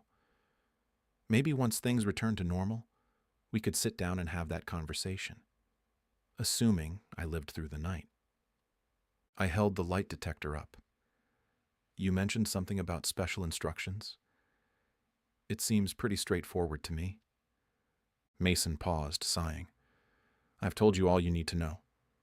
He removed his spectacles and wiped the lenses with a cloth. I actually hoped to talk you out of going, but I see you're dead set on this. He put his glasses back on. Sorry, poor choice of words. Don't worry, I said, as much for his benefit as mine. No one is going to end up dead, especially me. Besides, I'm only going there to talk. What makes you think he'll have anything to say to you? I hooked the detector onto my belt. The Dark One doesn't strike me as the shy type. After thanking Mason for his work, I'd offered to pay him, but he refused. I saw my way out the same way I'd come in. Outside remained cold and dark. No surprise there. Even so, it was a warm summer day compared to where I was heading. The Shadow Realm was not an easy place to access. The Jackaryi had used their horizon dichotomizer to open a temporary rift into it. I suppose that was how they intended to enter the realm again. Fortunately, I had discovered a more convenient way inside. The warders had even cleared a path for me by blasting away the doors, traps, and other obstacles barring access to Finrad's magnificent treasure room. I went to the tower now, finding it much the same as before.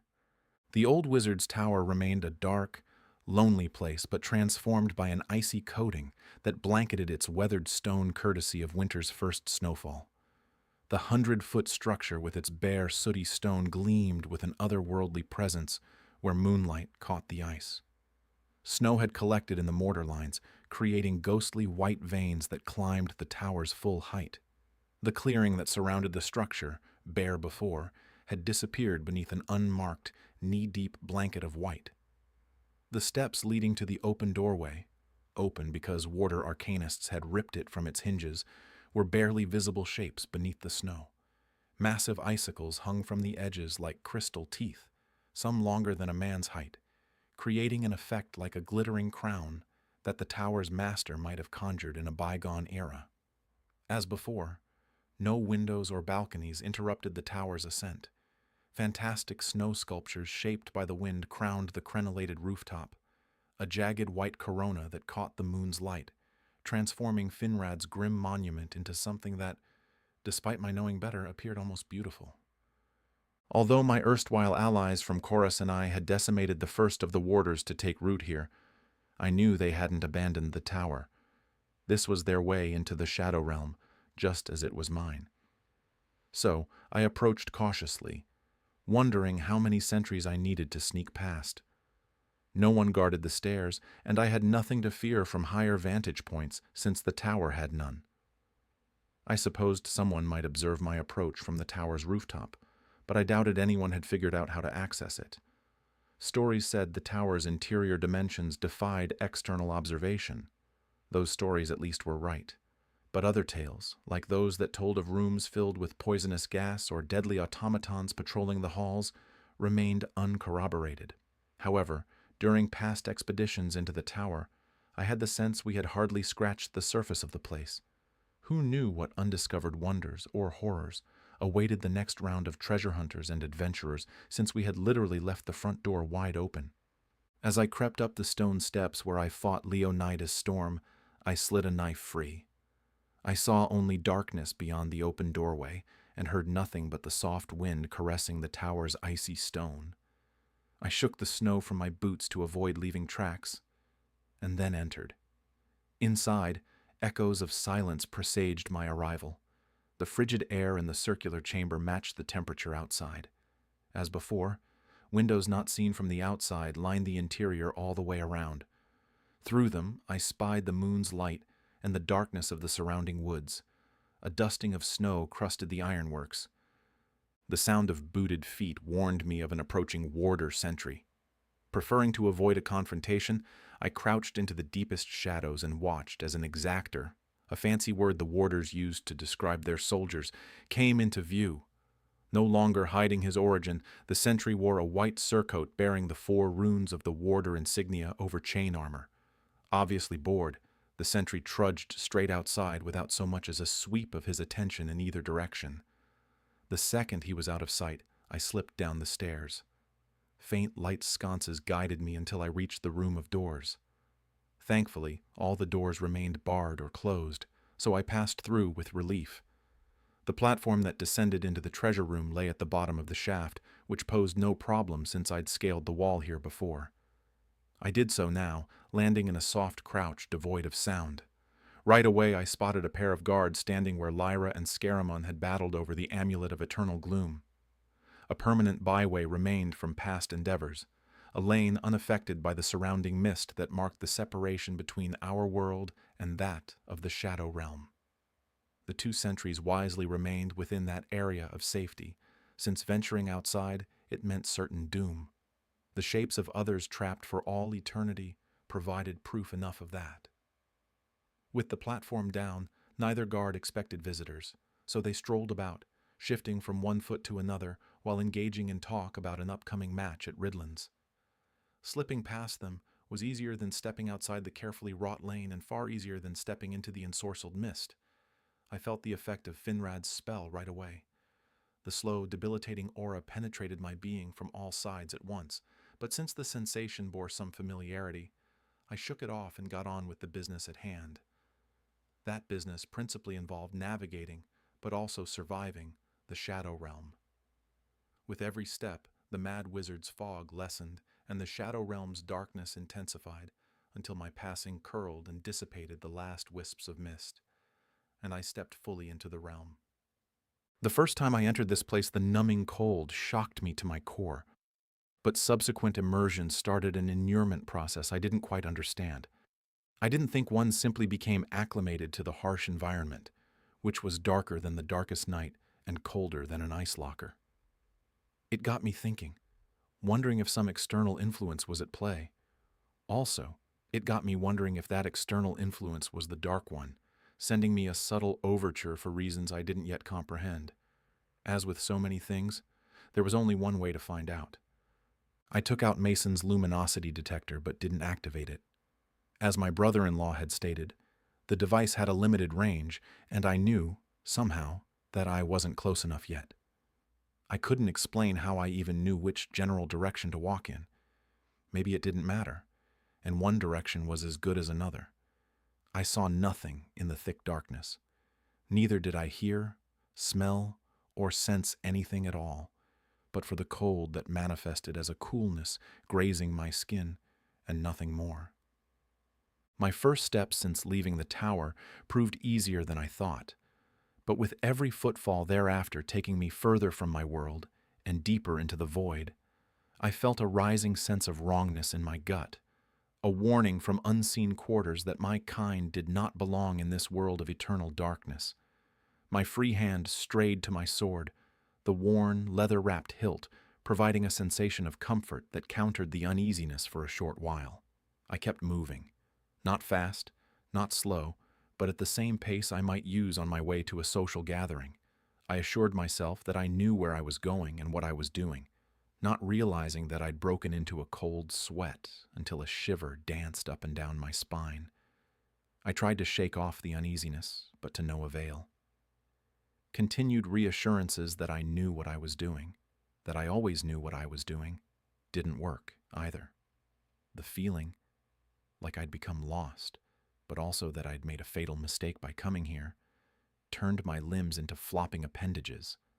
But I still kept on, taking one stumbling step after another, believing, hoping, I headed in the right direction. I tried the detector, moving it in a wide arc. Nothing.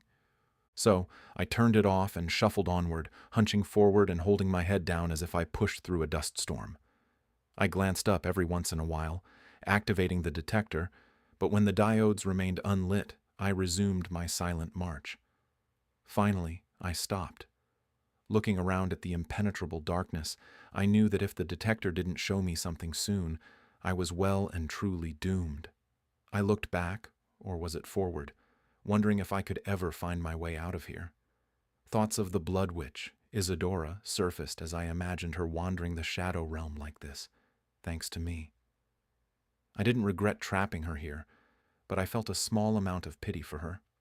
I lifted the luminosity detector once more, my thumb poised to turn the device on. If it detected nothing again, then I'd keep going. What else could I do? But I also knew I was as doomed as Isadora, cursed to wander the Shadow Realm for all eternity. Releasing a deep breath, I activated the detector. This time the diodes lit up. At first dim, I adjusted the direction and sensitivity, and soon the lights glowed brighter. When they reached their brightest, I knew I had discovered the direction of the Dark One's prison. Though the way ahead remained as dark as ever, I took lighter steps, anticipation urging me on. In hindsight, I shouldn't have been so enthusiastic about facing the Jackaryi's god. But caution and any remaining reservations vanished when I spied the faintest of light. In this place, such a thing was as out of place as life itself. Like the proverbial moth to the flame, the luminosity proved irresistible, drawing me ever closer until I stopped because finally I had reached my destination. The prison of the Dark One. What appeared as a single source of illumination from afar separated into 5 distinct pillars of light closer up. I saw no walls or bars, just the ring of pillars, each rising 30 or more feet, and burning so bright it hurt to look at them. Holding up a hand to shield my eyes, I peered between them, trying to focus on the dark mass hovering at the center. No other possibility crossed my mind, other than that the pillars confined the mass here, because even as its vapors shifted, expanding and contracting, the cloud's center remained fixed at a spot equidistant from each of the symmetrically placed columns. Rays of light from them shone into the dark cloud like an infinite number of tiny barbs. But while the cloud shifted at their touch, the luminosity did not penetrate the darkness. "Come closer," a voice purred from inside the dark cloud. The soothing, unexpected tone startled me, leaving me speechless for longer than I liked. I let out a breath, settling my nerves and releasing fists I hadn't realized I'd made. "If it's all the same to you, I'll stay here," I said, my voice steadier than I felt. "Why have you come, I wonder?" the speaker within the cloud said, ignoring my question. "I've come for answers." "You arrive uninvited," the voice kept on. "Presume to speak to me as if we are equals, showing neither deference, respect, nor even an acknowledgement of the old ways. Yet you expect me to provide answers?" I kept quiet, letting him have his say. "You bring weapons with you, as if you mean to slay me." "I did not bring them to—" "You even have with you a sword forged from the black volcano. In times of old, the affinity for shadow magic such weapons possessed made them formidable. Volcanoes dotted the Steel Islands, where Valdris the Steelbinder forged my sword. But I'd never heard of a volcano with that name. I knew even less about the rest." "But your most grievous error?" I crossed my arms, waiting for him to tell me. "You have no way home. You've come through the endless darkness, found my prison, only to become a prisoner yourself, because you will never retrace your steps and escape the Shadow Realm. Like me, your mistakes have doomed you to spend eternity here." Light from the pillars, never wavering, bathed the cloud of darkness in a continuous stream of luminosity. In response, the cloud billowed in and out, expanding and contracting with slow, subtle movements. "If that's true," I said, Then we have plenty of time to get to know one another. But first, what should I call you? Dark One is awkward, and let's face it, since I'm not one of your worshippers, I have a hard time adding the right amount of deference. Do you have another name? My name, said the voice, not purring now, but not violent like the last time the Dark One had spoken to me, is no concern of yours. What do you want? Like I said, answers. One who seeks answers must first ask a question, the Dark One said. I had many, but one rose above all others. Once you are free of this place, what are your intentions? Once I am free, the Dark One said, needing no time to think of an answer, I will find the ones who put me in this place and suffocate them slowly with such darkness that they will beg for mercy. But I will grant them none. Those who imprisoned you did so a long time ago, I said. I'm pretty sure they're all already dead.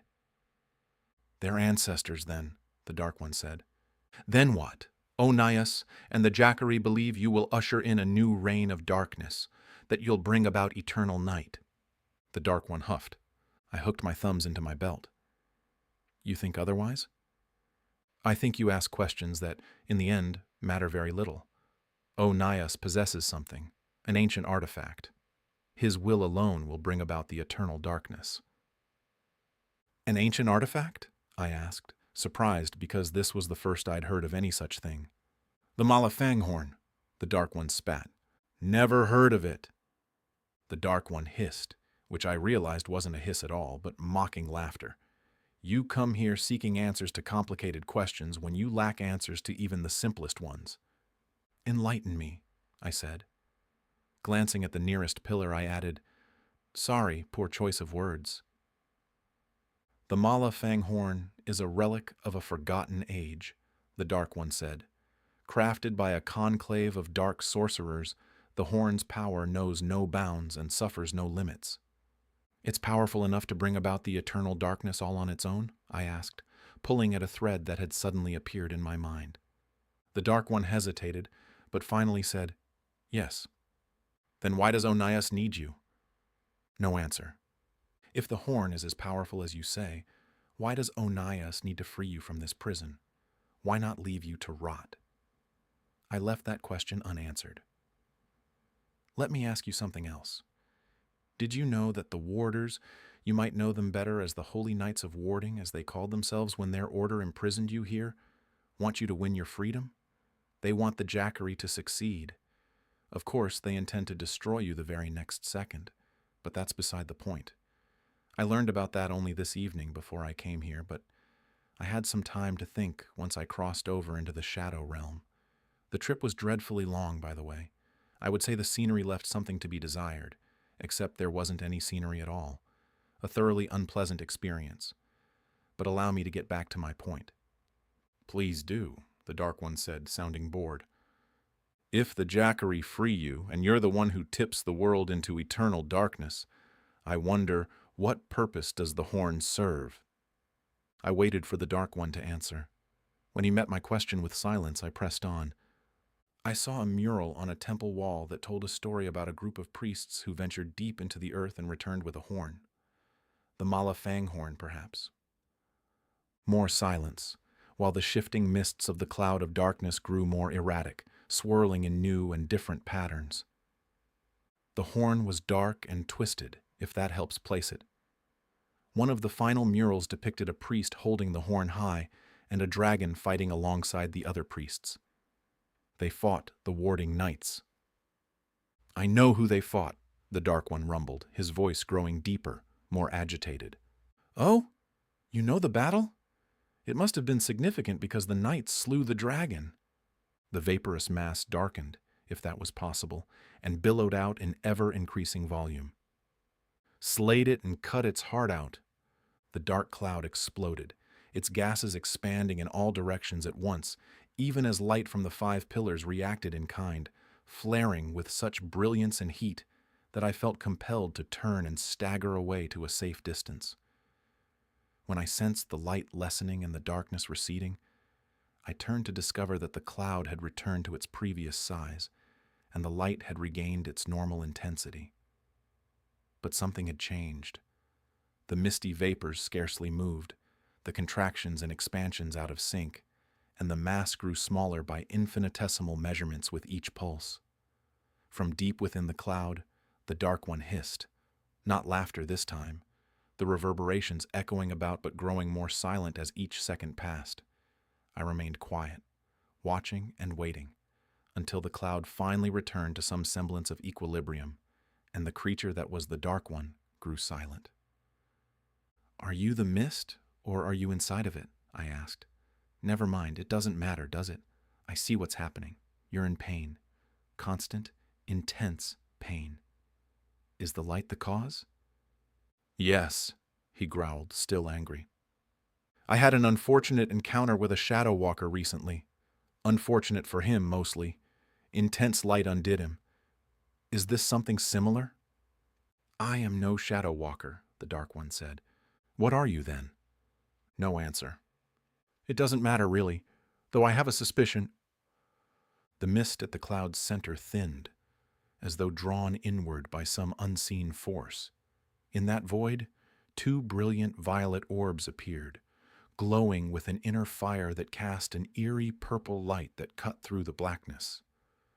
Those eyes fixed upon me with ancient intelligence, predatory and calculating, studying me with a cold, unflinching scrutiny that seemed to peer directly into my soul. The mist withdrew further, revealing a pair of twisted horns, obsidian spiral structures that curved backward and then forward at unnatural angles, like gnarled branches that had grown bereft of sunlight in eternal darkness. The horns reflected none of the pillar's illumination, seeming to devour it instead, their surface rippling with shadows even as they solidified into view before me. A snout materialized next, long and reptilian, covered in scales so fine they appeared at first like polished black glass. Unable to tear my gaze away, I saw that each scale was perfectly formed, interlocking with its neighbors in mesmerizing geometric patterns, their edges sharp and shimmering, not with reflection, but with subtle variations of darkness, midnight blues, deep purples, and blacks so profound they pulled at my vision. The mist parted further to reveal a mouth fixed in a permanent snarl, exposing rows of dagger-like teeth, each one a sliver of perfect darkness. The Dark One's upper lip curled as it became fully visible, revealing more of those terrible fangs, some long enough to extend beyond the jaw's confines. A forked tongue, like liquid shadow, flickered between them, as if tasting my fear. For one terrible moment, as the creature's nostrils flared, releasing tendrils of dark mist that rejoined the swirling cloud around it, I thought that the darkness had enveloped me, and that nothing prevented the Dark One from claiming me as his prize. But then the light from the pillars, acting in kind with his gesture, intensified, the rays blazing across the revealed form. Recoiling from their touch, the Dark One jerked away, and the black mist engulfed him once more. "You're a dragon," I said. Disbelief still stuck in my throat, even though I was sure I'd known it already. I took a deep breath, trying to shake off the fear still clinging to me. It wasn't every day you came face to face with such a magnificently deadly beast. "Do you have a name?" "A dragon's name is not something so freely given, but you may call me Shadowgrim." Now we were getting somewhere. "Did you know the dragon from the mural?" I asked. A single word slid from the mist. Malafang. Was he a friend?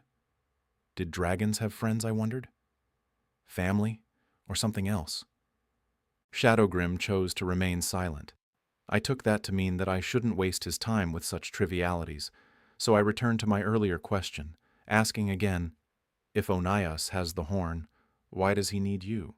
"Because the horn grants him power over me," Shadowgrim said. "But you said—" "Oh, I see. The horn doesn't grant Onias the power to bring about the eternal darkness, but his hold over you does. He needs you because you're the one who will bring about the eternal dark. But that also means—" Now the situation made sense. "That also means you want no part of Onias's plan, doesn't it?" I paused, not to wait for an answer, but to give myself time to think. I had always assumed that Onias carried out the Dark One's plan, and never that the Dark One, Shadowgrim, was as much a piece on the High Priest's game board as the rest of us. More than a simple pawn, though, the dragon represented the linchpin of the Jackaryi's entire strategy. Without him, their plan to bring their holy doctrine to the masses was no more effective than any of the dozens of cults that had arisen from the ashes of the old gods' deaths, full of bluster but without any bite. But what if the Jackaryi succeeded in freeing Shadowgrim, yet failed to force his participation in their cause? Such a thing had implications beyond the Death Priests, though those exact details remained unknown without the answer to one more question. Once free, if Onias cannot control you, what will you really do? Leave this corner of the Shadow Realm forever and never return. The shadows of my home are vast, with many other places to roam. I will lose myself in the deepest parts and hope never to become entangled in the machinations of gods and men ever again. Like many others of my kind, the immortals of old enticed me with visions of riches, power, and the glory of striking down our fiercest enemy, the luminous dragons. The war of the gods became our own, and in doing so, blinded us to our folly. Many of my kind perished, slain by ones such as the Knights of Warding.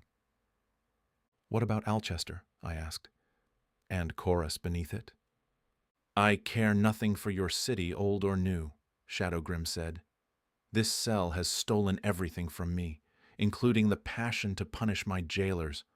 Once I would have pursued them to the ends of Ul, but now I desire only freedom and for the world to leave me alone.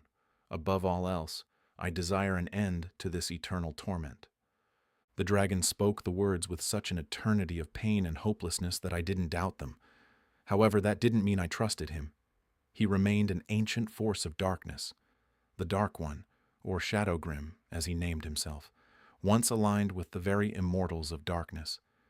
I was no saint myself, but I limited my villainous acts to single, precise murders, with no greater goal than to serve the needs of a marketplace that, while abundant with opportunities, never crossed into the realm of genocide.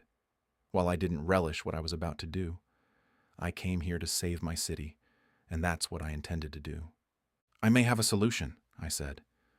The dark mist's slow movement remained unwavering. Onias needs the horn, right? Without it, his plan unravels. You propose stealing it from him? Shadowgrim asked from inside his cloud of protection. Yes, I said. The vapors shifted. You are small-minded. Without the horn, the High Priest cannot exert control over me and therefore has no reason to free me. I always thought myself quite clever, actually. But I see your point. So, I'll take it from Onias after you're released. I'll admit the timing may prove challenging, but you must destroy the Mala Fanghorn. If you wish to strike a bargain with me to save your city from Onias's reign of evil, that is the price. A bargain? I asked. I hadn't thought of it that way. But that means you're contributing something. So far, it seems I have to do all the work while you sit inside your cloud of gloom. Do you have something to offer?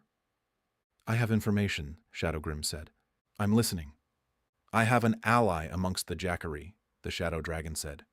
One who has heard my voice in whispers since she was a child, but she ran afoul of the amulet of eternal gloom and has grown weak. You must help her regain her strength. He spoke of Lyra. Once powerful, her encounter with the amulet had stripped her of her strength and mental fortitude. When I last saw her, she didn't have the vigor to even rise from her chair. How? I asked. The amulet of eternal gloom is a potent relic of darkness possessing the unholy power of unlife. Unlife, which one might think meant death. But unlife was synonymous with undeath, meaning neither life nor death, but a state somewhere between. Eslar necromancers created the amulet of eternal gloom long ago, Shadowgrim continued. They used the amulet to create an army of undead from the living. Only a master necromancer can command its full potential. The effect on my acolyte was at best a half measure. Otherwise, she would have joined the ranks of the unliving, and I would no longer have the ability to communicate with her. She still hears you? I asked. She hears but understands little. Such is the hold the amulet has over her. Only a special necromantic potion can free her of it. You must find a witch to mix the potion. Then a necromancer must bless it with his death magic." "Then Lyra needs to drink it," I said. "Sounds simple enough." "You know of a witch willing to help?" the dragon asked from his shadows. "Willing?" I shrugged. "She'll at least listen to what I have to say." "And a necromancer?" "I know of one," I said, leaving it at that. Assuming Lyra even has the wherewithal to drink the potion, getting it to her may prove challenging. Onias brought her back to their lair to appease his flock more than because he wanted her at his side once more. If he discovers what I'm doing, he might try to stop me. The mist billowed and shifted. "Then you must kill him." "If I have to, I will," I said, though I knew that wasn't enough to stop someone else from assuming his mantle of leadership and carrying out the Jackaryi's will. Hell, if the Death Priest didn't free Shadowgrim, then I knew the warders would. "I'll need the list of ingredients and anything else related to creating the potion." Shadowgrim rattled off the names of half a dozen odd ingredients, making sure I committed them to memory by reciting them back to him. Then he went into the preparation and mixing details until he lost me, and I said, "Won't a witch already know this part?" A deep growl sounded from within the cloud of darkness. "Tell her it is a potion of dark rejuvenation. If the name is unfamiliar to her, then the potion is likely beyond her ability, and you will need to find someone else." "I'll keep that in mind," I said. "Before I leave, I was wondering about something. My first introduction to the Shadow Realm was not pleasant. However, every time since, the cold and other sensations have lessened. Even now, I feel barely anything compared to that first time. Do I have you to thank for this?" "Thanks are unnecessary," Shadowgrim grumbled. "Why help me? For all you knew, I was as bad as the warders. Maybe I still am." I considered one possible explanation. "You're playing all sides, aren't you? Leaving nothing to chance." "Ensuring my survival," the Shadow Dragon said instead. "I can do nothing to free myself, so I am left with no choice but to rely on others. You mortals are fickle creatures and wholly unreliable. Perhaps where one fails, another will succeed. Or perhaps all will fail, and I will remain trapped forever. I've met the ones who want to free you. I don't think you have too much to worry about on that front. Now, what's the best way out of here?" "Never mind. I'll figure it out." I started away from the prison. Ahead of me, I saw nothing but impenetrable shadow. "Do you even know where you are going?" Shadowgrim's voice echoed around me. "For both our sakes, I hope so." I made the adjustments to Mason's detector as he had instructed me, holding it out and hoping it homed in on the beacon I dropped inside Finrad's treasure vault. It did, so that in less time than it took me to find Shadowgrim's prison, I emerged from the Shadow Realm alive and with a plan I intended to carry out without delay. Clang, clang, clang. I used an old iron pipe I found while I strolled down a weed-choked path to bang on the lift's metal frame. Hoping 3 times was enough, I tossed the pipe aside and stepped away from the hole the warders had carved into the earth. I didn't know for sure if the goblins of Grimlock used the lift, or if it was as abandoned as the rest of the lost city. But it seemed a good place to search for Matilda. Despite the emerald light shining from algae plastered to the cavern's ceiling and walls, shadows abounded throughout the square. Remembering the sightless ones, predatory Skiva, who dwelt even deeper but who ascended to forage and hunt, I kept a hand close to weapons and an eye on the deepest pockets of darkness. The statue of the knight, who had once stood proudly here, remained face down, toppled by the warder's excavation. Someone had removed most of the other debris, including shovels and picks, broken wheelbarrows, and the warder corpses slain by Skiva or goblins. 5 minutes became 10 and then 20 before I picked up the discarded pipe and raised it to strike the lift assembly again.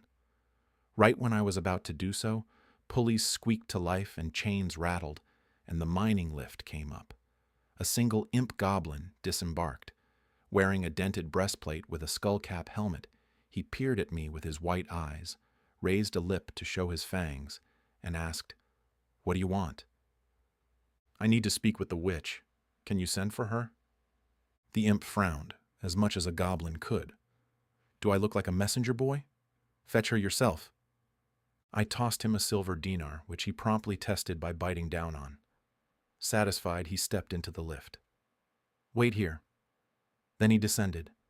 I waited another 20 minutes before the lift returned, this time carrying an entire ensemble of witchery, including Matilda, her daughter Eliza, and regrettably Matilda's familiar, the crow she called you. The crow perched on Eliza's shoulder, his copper-flecked eyes taking me in with what I imagined was a mocking stare. Matilda stared too, not speaking. Eliza, who was Matilda's mirror image with her violet hair and nuanced features, stood next to her mother doing the same. I need your help, I said. Piercing green eyes narrowed, but still Matilda remained quiet, her mouth pressed into a fine line and her jawline rigid. You opened his beak but emitted no noise. I cleared my throat. Matilda was a sort of friend, but that didn't mean her presence, and that of her equally menacing daughter, who had almost choked me to death, didn't make the hairs stand up on the back of my neck. It's a complicated request.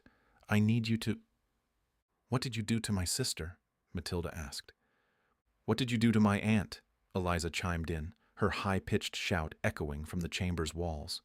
My gaze fell on Eliza, who crossed her arms and fixed me with a pouty stare, before my attention returned to her mother. I trapped her in the shadow realm. She's dead, or as close to dead as you can get.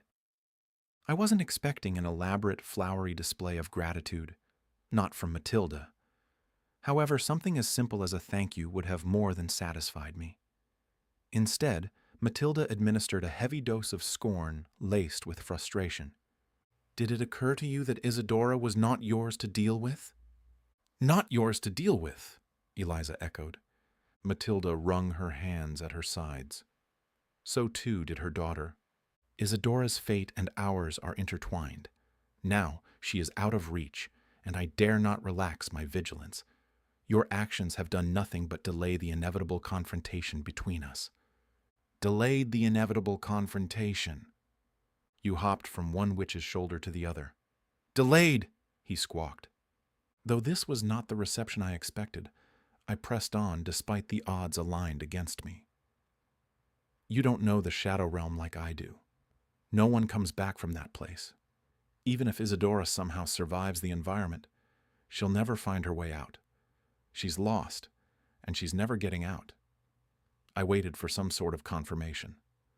A word of agreement, a nod, or a gesture that told me Matilda agreed. Instead, I received more silence, which eroded my confidence faster than I had expected. She's not, is she? Coming back, you screeched.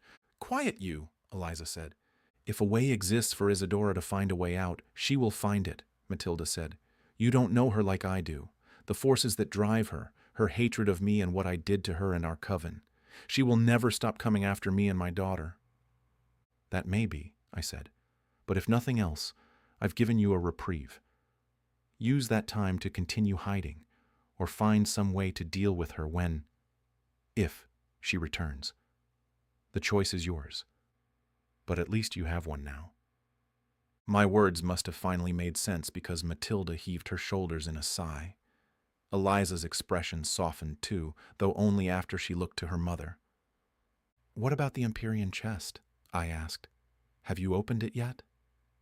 Matilda believed the chest contained an artifact she intended to use against her sister. However, with Isadora banished, temporarily or not, I hoped we might still find a use for the weapon. No, Matilda said. The task has proven difficult. The Empyrean magic protecting the chest is stronger than I expected. She brushed her violet hair, grown longer now, behind her ears. What is it you need my help with? I need you to mix a potion for me. Matilda crossed her arms and frowned. Instead of doing the same, Eliza wandered off with you still perched on her shoulder. Do not go far, Eliza, Matilda said. What sort of potion? A potion of dark rejuvenation. Pfft, she said, rolling her eyes. Better to ask a necromancer for something like that. You've heard of it? Good. I was told I needed a witch to mix the potion, then a necromancer to cast a spell over it. Who told you this? You wouldn't believe me if I told you. Her silence meant she wanted me to tell her anyway. I visited the Dark One. Turns out he isn't some elder god of darkness. He's a shadow dragon named Shadowgrim. Matilda's mouth opened to say something, but she sank into her thoughts instead. Understandably, he wants out of his prison. He says he wants to find a quiet corner in the Shadow Realm away from the affairs of the world after he exacts revenge on those who imprisoned him. Or maybe he's lying and he'll do much worse. Either way, do you remember the horn in the temple mural?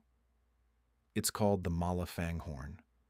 Onias not only has it, but he plans to use it to exert his will over Shadowgrim once he's free. Shadowgrim said Lyra is sympathetic to his situation. She'll help us against Onias and the other Jackaryi, but she can't do that in her weakened state. A dragon, Matilda said in disbelief, her stare wandering. Given all the signs you had to suspect, I said. Her gaze remained distant, her focus elsewhere. Matilda, I know it's a lot, but do you not remember what I told you? Her focus swung toward me. The dark spirits showed me a vision of the city's destruction. You are playing right into the creature's hands. By helping the dragon, you'll bring about the very devastation we are trying to avoid. I'd forgotten neither her visions nor the discoveries made by Atticus and Elizabeth. How do you know that some other course of action, like doing nothing, won't result in the same thing? I asked. Maybe this is how we avoid all that and win the day. Unless the dark spirits have given you more detailed information, I don't see why we shouldn't work towards solving the problem in front of us. One way or another, Shadowgrim will regain his freedom. When that happens, either the warders kill him and level the city in the process, or Onias uses the horn to subjugate him and plunge the world into eternal darkness. I don't like either outcome, so I'm creating another. You are crass, ignorant, and misguided all at once. But her features softened, and the tension clinging to her eased. Yet you somehow speak with a modicum of wisdom. We cannot continue down the road paved for us by the warders or the Jackaryi. We must forge our own path. Does that mean you'll help me? She nodded. I will make this potion. Thank you. Out of curiosity, do you have a way to neutralize the powers of an undead necromancer? More specifically, a Vashu. A Vashu is a powerful creature, Matilda said, one of the unholiest of the undead. For that sort of being, you need a holy relic, preferably something blessed by the gods. Have you one of those? I shook my head. Then, Eliza and I will accompany you. Even a Vashu will think twice about crossing me. I followed Matilda's stare to her daughter, who had dropped to the ground, moving small stones across an imaginary board. You stood across from her, watching her every movement. Shouldn't Eliza remain here? I asked. With goblins? We are safe in Lord Rax's domain, but not that safe. My daughter is safest with me, always. Besides, it will do us some good to breathe fresh air and see the moon and stars. I will need an apothecary's shop to mix your potion. I know of one, I said. Good, Matilda said. Eliza slid a rock across the imaginary board. In response, you moved a different one. I had no idea what sort of game they played, but it kept her occupied and her attention away from me. Matilda looked on, mesmerized with the thinnest of smiles.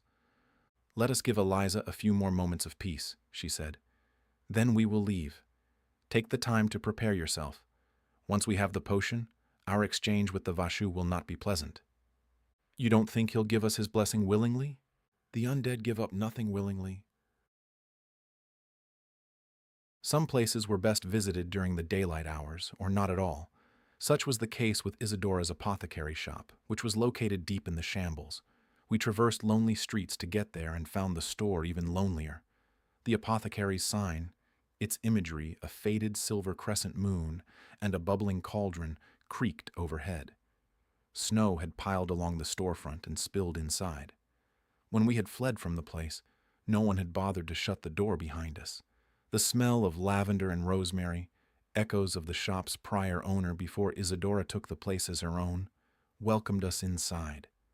I righted an overturned lantern still half filled with fuel, using it to light candles while Matilda wandered the shop, inspecting countless glass jars weighing down rough-hewn shelves and row after row of small drawers labeled with the ingredients inside. Eliza wandered after her, moving more slowly as her small eyes took in the oppressive gloom left behind by her aunt's diablerie. You hopped from her shoulder to the heavy wooden table at the room's center, where he pecked at a smattering of spilled, dried herbs. The bubbling, steaming potions from before had settled into silence, the burners long since depleted of fuel. I kicked the snow away from the threshold and yanked the door shut. Then I went to the stove, added some kindling stacked nearby, and tried to light it with an alchemical lighter I found nearby. As luck would have it, the lighter's fuel was nearly spent. "Let me try," Eliza said, strolling closer. She wore a heavy winter cloak over a homespun tunic and overshirt, but I still noticed her shivering. "It's almost empty," I said, holding the lighter out to her anyway. She waved it away. "Not like that." Eliza did nothing more than close her eyes and concentrate, but that was enough to set the kindling ablaze. "Thank you," I said, adding larger pieces of wood. Eliza held her hands out to the growing fire. "You're welcome." "I can see why Isadora chose this place," Matilda said from across the room. "I think I will find everything I need here." "How long to mix the potion?" "A few hours at least." "That long? You cannot rush a potion of dark rejuvenation." I'd have to take her word about that. "While you're working on the potion, there's something else I need to do. I'll return in a couple of hours." Neither witch paid me any attention, so I left the apothecary and headed for the tenement that had become my home back when the blackguard's attention had forced me from my usual haunts. I hadn't come to visit my old place, so I stopped on the 5th floor in front of a door as faded and worn as all the others and knocked. No answer. I knocked again, listening for movement inside. Still nothing. I stepped away, ready to return to the apothecary early, when, on a hunch, I climbed up to the building's rooftop instead. Immediately I spotted the person I'd come to see. My presence startled her at first, but she soon recognized me and settled down. "You got my message?" the girl asked. Sunken cheeks, deep blue eyes, a plain face, and her otherwise gray demeanor hadn't changed. However, unlike the last time I saw her on this very rooftop, the girl wore more appropriate attire for the cold, including a wool-lined vest and a ragged but thick winter cloak. Her dark hair hung straight and loose. Several, actually. She lowered her head sheepishly. "Sorry, I wasn't sure where you'd show up first, so I left messages at the Mulling Mule, the Lazy Minstrel, and a few other places." "What is it you want?" I asked, wondering at the urgency. It was the urgency that had brought me here. Not much else about the girl interested me, especially since she'd done nothing but dismiss me in the past. She cleared her throat, still not meeting my gaze. "I want to hire you." I had expected many things, but not that. "That right?" I crossed my arms. "Who's the mark?" "Oh," she said, her head darting up. "I don't want you to... I want you to find someone for me." "Find?" I asked, as if I hadn't heard her right. "As in locate?" She nodded. "Ophelia said you're good at it." "Good at finding people so I can kill them," I wanted to say. Instead, I said, "Missing persons isn't exactly what I do. Have you tried the City Watch?" "Yes," she said, "but they have done nothing but sit on their arses." Cobble stompers weren't good at much, but they excelled at that. "How do you know Ophelia?" Ophelia, the proprietor of the Lazy Minstrel, wouldn't have given out my name unless this was important. "She's a friend," the girl said. "She watches out for me and some others." That sounded like Ophelia. "Who's missing?" I asked, mildly curious. "A brother? Sister? A boyfriend?" She shook her head at the first and second, but nodded at the last. "Maybe he's avoiding you." "That's what I thought at first," she said. "But Dex wouldn't do that." "You two get into a fight?" She shook her head no. "He just stopped coming around to all our usual places." "Maybe he's dead." Her eyes met mine, unwavering, until she turned to stare across the city. Snow had claimed the crumbling rooftops and sagging eaves, transforming the district's decay into something almost beautiful. Thick drifts softened the harsh edges of dilapidated buildings, while icicles hung like crystal daggers from broken gutters. The worn cobblestones below had vanished beneath a foot of powder, though dark patches revealed where makeshift fires burned in barrels and doorways, their smoke rising in ghostly columns to mingle with the falling flakes. Dim light seeped from grimy windows and open tavern doors, casting amber pools across the white-shrouded alleyways where shadows, the desperate and the dangerous who called this place home, still moved despite the bitter cold. Even from this height, the shambles retained its raw vitality. The distant glow of market stalls struggling against the snow, the occasional flicker of movement between buildings, and the persistent wisps of smoke that spoke of a community determined to survive whatever hardships the season might bring. I intended my words to sound harsh, to throw cold water on any notion this girl had of finding Dex alive. People went missing in the shambles all the time, and few ever turned up again. "Have you checked the morgues?" I asked her. Still looking away from me, her lips pressed into a thin line. She shook her head, telling me she hadn't worked up the nerve to explore that possibility. I sighed, wishing I hadn't come up here. But here I was, and it didn't hurt to ask around at least. No promises. Even if he's still alive, anything might have happened to him. Maybe an airship sergeant pressed him into service, or slavers took him, or maybe he left the city on his own. When someone is fortunate enough to get out of the shambles, they don't usually come back. But I can check with a few people to see what they know. How will I know Dex if I see him? She described his general appearance. He has a tattoo of a crow's feather on the left side of his neck. The Iron Crow gang? Scavengers mostly, but with a toughness that set them apart from the usual street gangs. It was a place to start. "I can pay you half now if that's all right," she said. "I promise I'm good for the rest." I doubt she had a tenth of what I usually charged, but I didn't think this job would take long. After I checked with the Iron Crows, I'd probably find that Dex was either doing his best to avoid her, or that he was truly gone and never coming back. Keep it. We can settle up later. Back on the street, I realized I hadn't gotten her name. I shrugged. It wasn't important. I'd check in with her in a few days with whatever information I had, refuse whatever pittance she offered to pay me, and that would be that. If nothing else, I was doing Ophelia a favor, and that always reaped dividends in the end. I took my time returning to the apothecary, both because Matilda hadn't had enough time to mix the potion, and because I didn't want to spend any more time at Isadora's old lair than necessary.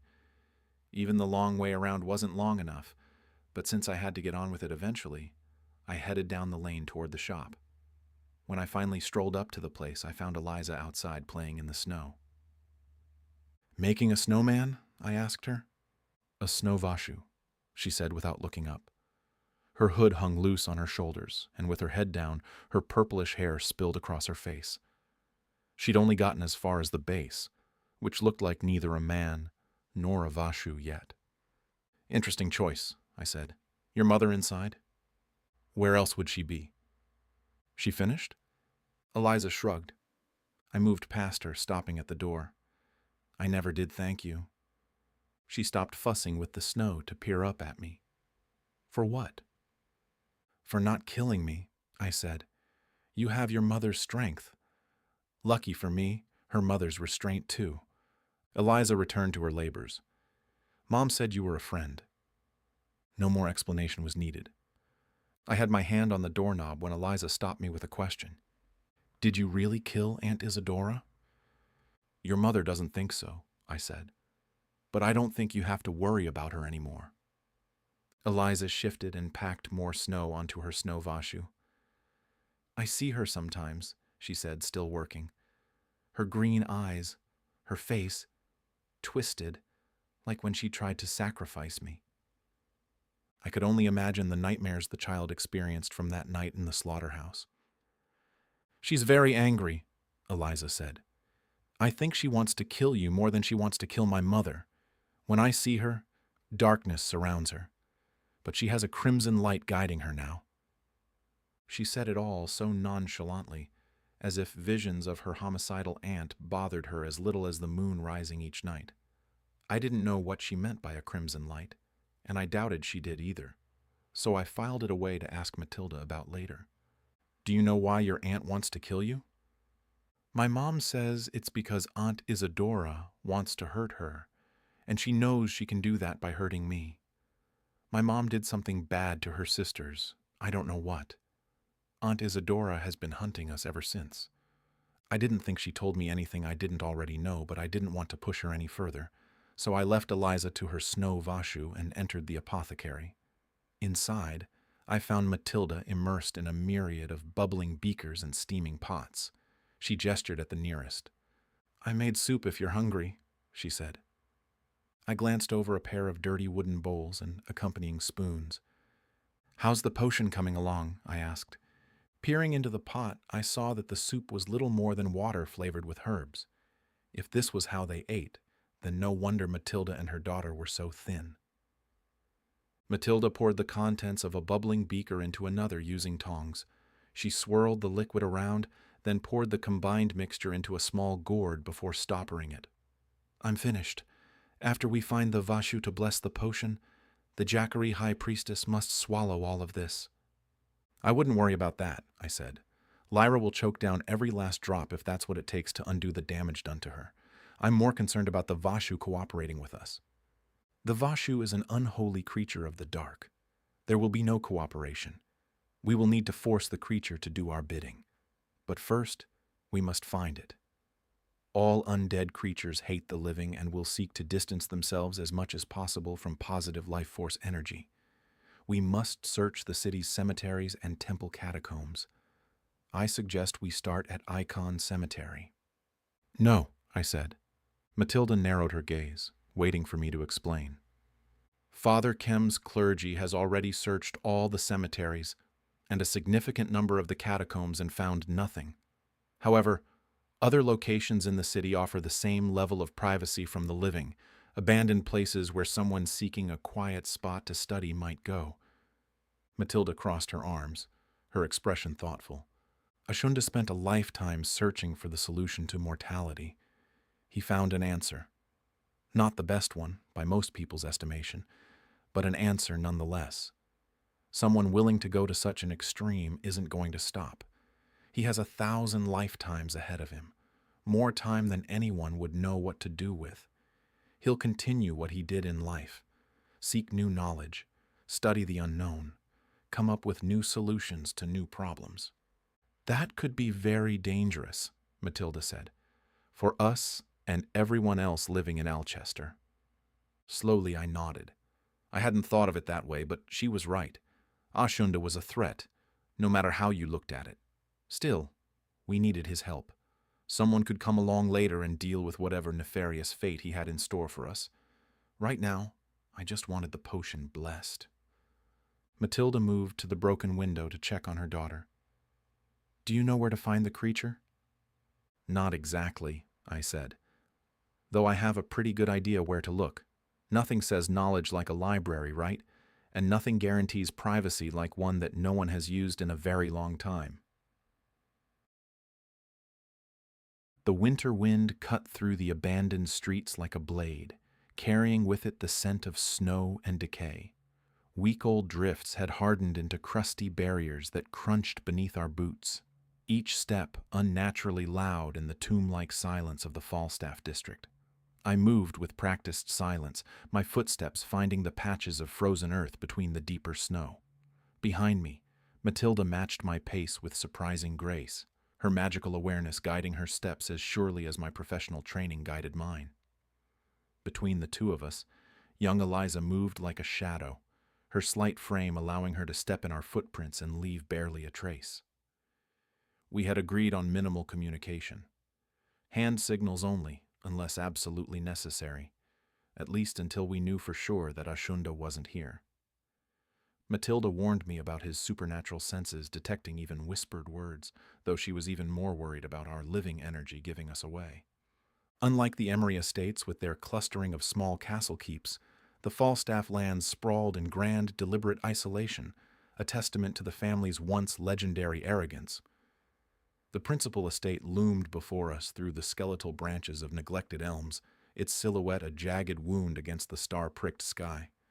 Where the Emerys had built for defense, the Falstaffs had constructed for show. The elaborate towers and ornate stonework spoke of wealth meant to intimidate, rather than protect. It may have been why they lost the war against the Emery family. Gargoyles perched along the roofline, their features softened by snowcaps that made them appear to weep frozen tears.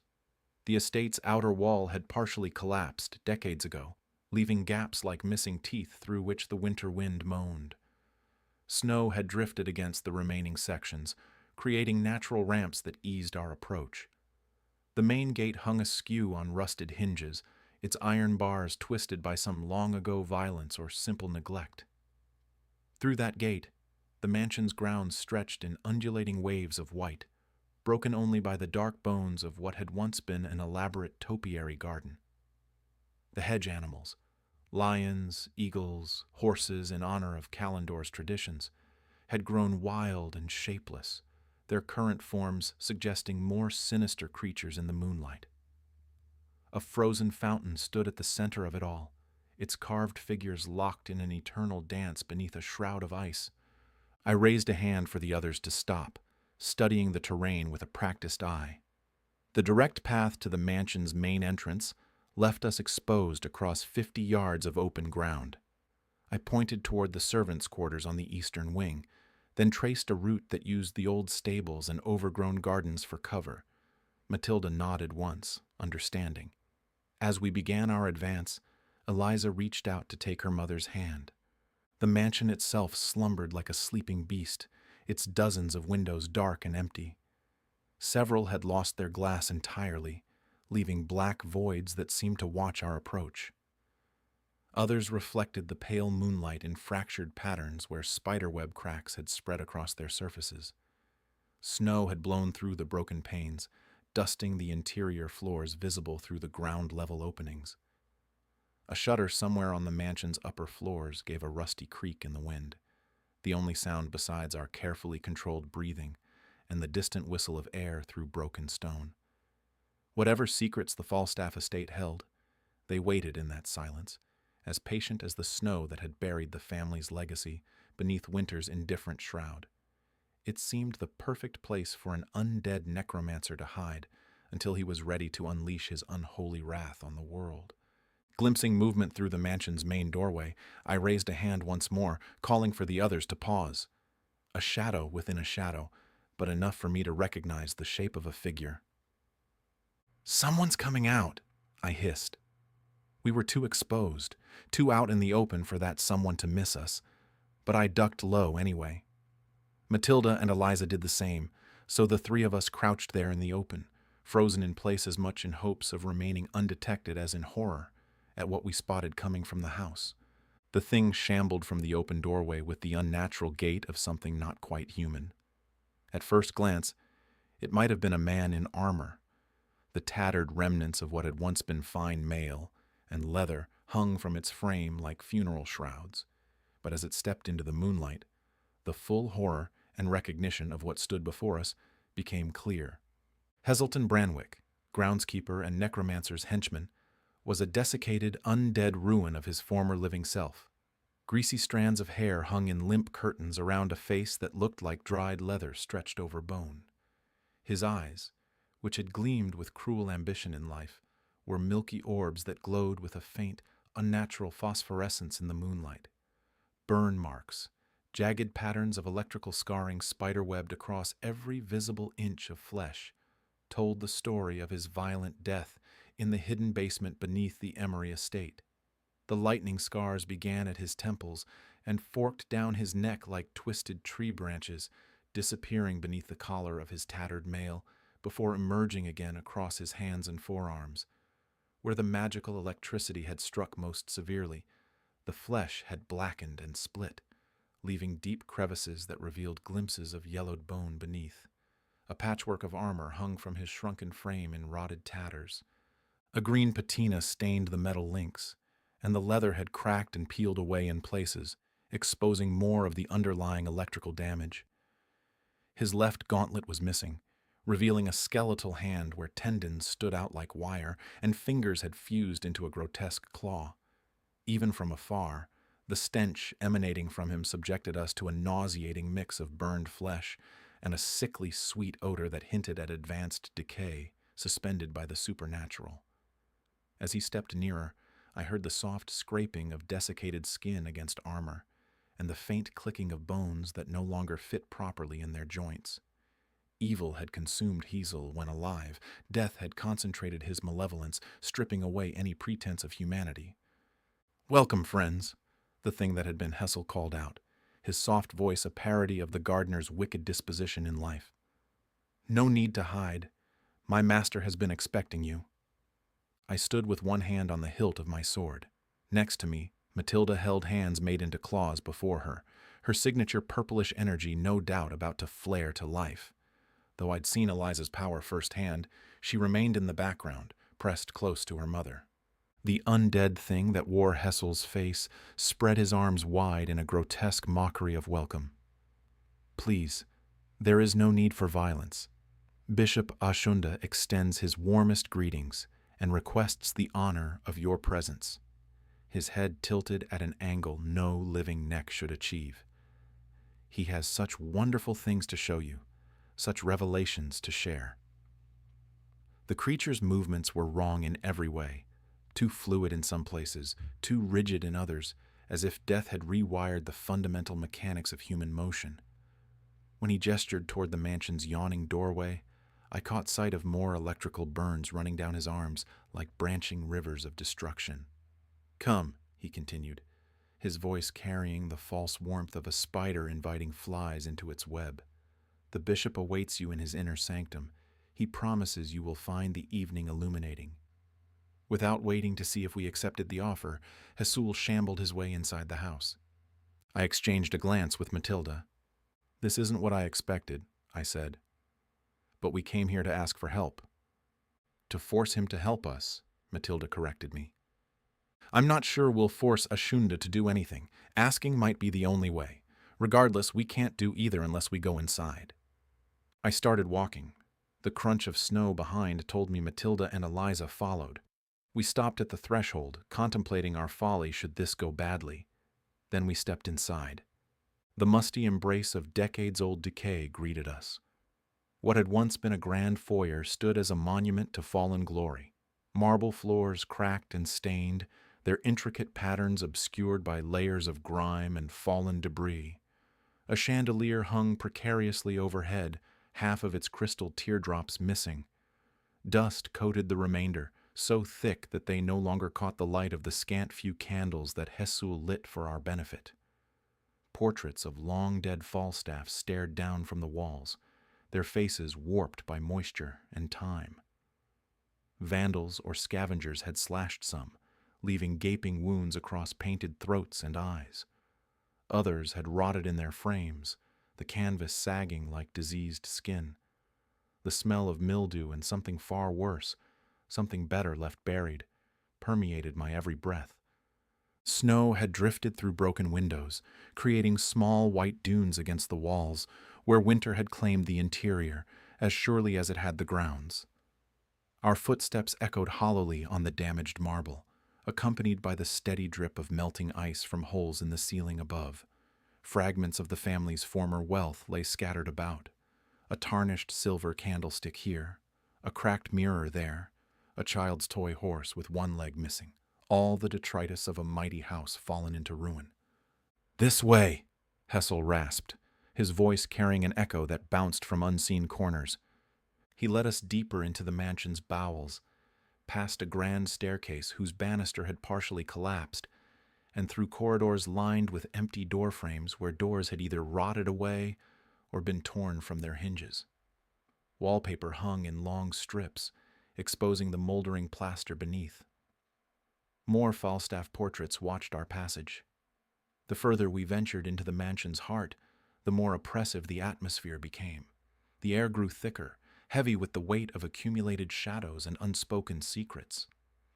Eliza pressed closer to her mother with each step until, at last, Hessel stopped before a pair of ornate double doors, their carved wood somehow having survived better than most of the mansion's other features. The worn brass handles bore the Falstaff coat of arms, a rearing stallion with wings, now tarnished and barely recognizable. "His lordship awaits within," Hesul announced, pushing open the doors with a prolonged creak that seemed to echo through the entire mansion. The library beyond had once been magnificent, a cathedral to knowledge and learning that spoke to the Falstaff family's intellectual pretensions. Towering shelves stretched from floor to ceiling, their dark wood still bearing traces of the rich finish that had once made them gleam. But like everything else in this cursed place, time and neglect had worked their destruction. Books lay scattered across the floor like fallen soldiers, their pages yellowed and brittle, many reduced to pulp by moisture and rodents. The leather bindings had cracked and split, spilling their contents in sad heaps throughout the room. Entire sections of shelving had collapsed, burying centuries of accumulated wisdom. The windows along the far wall had lost most of their glass, allowing snow to drift across reading tables that might have once hosted scholarly debates and literary symposiums. The wind moaned through the broken panes with a sound like distant weeping, stirring the loose pages that carpeted the floor in a constant rustling whisper. Yet despite the decay, hints of the library's former glory remained. A globe stood in one corner, its surface scarred and faded but still recognizable. Ancient maps hung in tatters from the walls, their carefully drawn coastlines and political boundaries now meaningless in a world that had moved far beyond their creator's understanding. A reading lectern, carved from a single piece of oak, still stood near the center of the room, though a dark substance that I preferred not to identify stained its surface. The smell here differed from that in the rest of the mansion. More than decay and mildew, it reeked of something else. The scent of old parchment and leather, yes, but underneath it all lurked the metallic tang of blood and the acrid stench of arcane experimentation. Whatever Ashunda had been doing in this sanctuary, it had nothing to do with the noble pursuit of knowledge that had once defined this space. Hesul stepped aside with another of his unsettling bows, gesturing deeper into the library's shadowed recesses. "Please proceed. My master is eager to make your acquaintance." "After you," I said. "I didn't trust you when you were alive, and I'm sure as hell not starting now." Hesul didn't so much as smile as pull his desiccated lips back, exposing the broken teeth and blackened gums of a disgusting rictus. "As you wish." Ashunda's henchman shambled forward into the library's depths, his skeletal claws scraping against the fallen books as he navigated through the debris. We followed at a safe distance, our footsteps muffled by the carpet of rotting pages beneath our feet. Flickering candlelight cast long, twisted shadows against the ruined shelves, making the entire space feel alive with an eerie presence.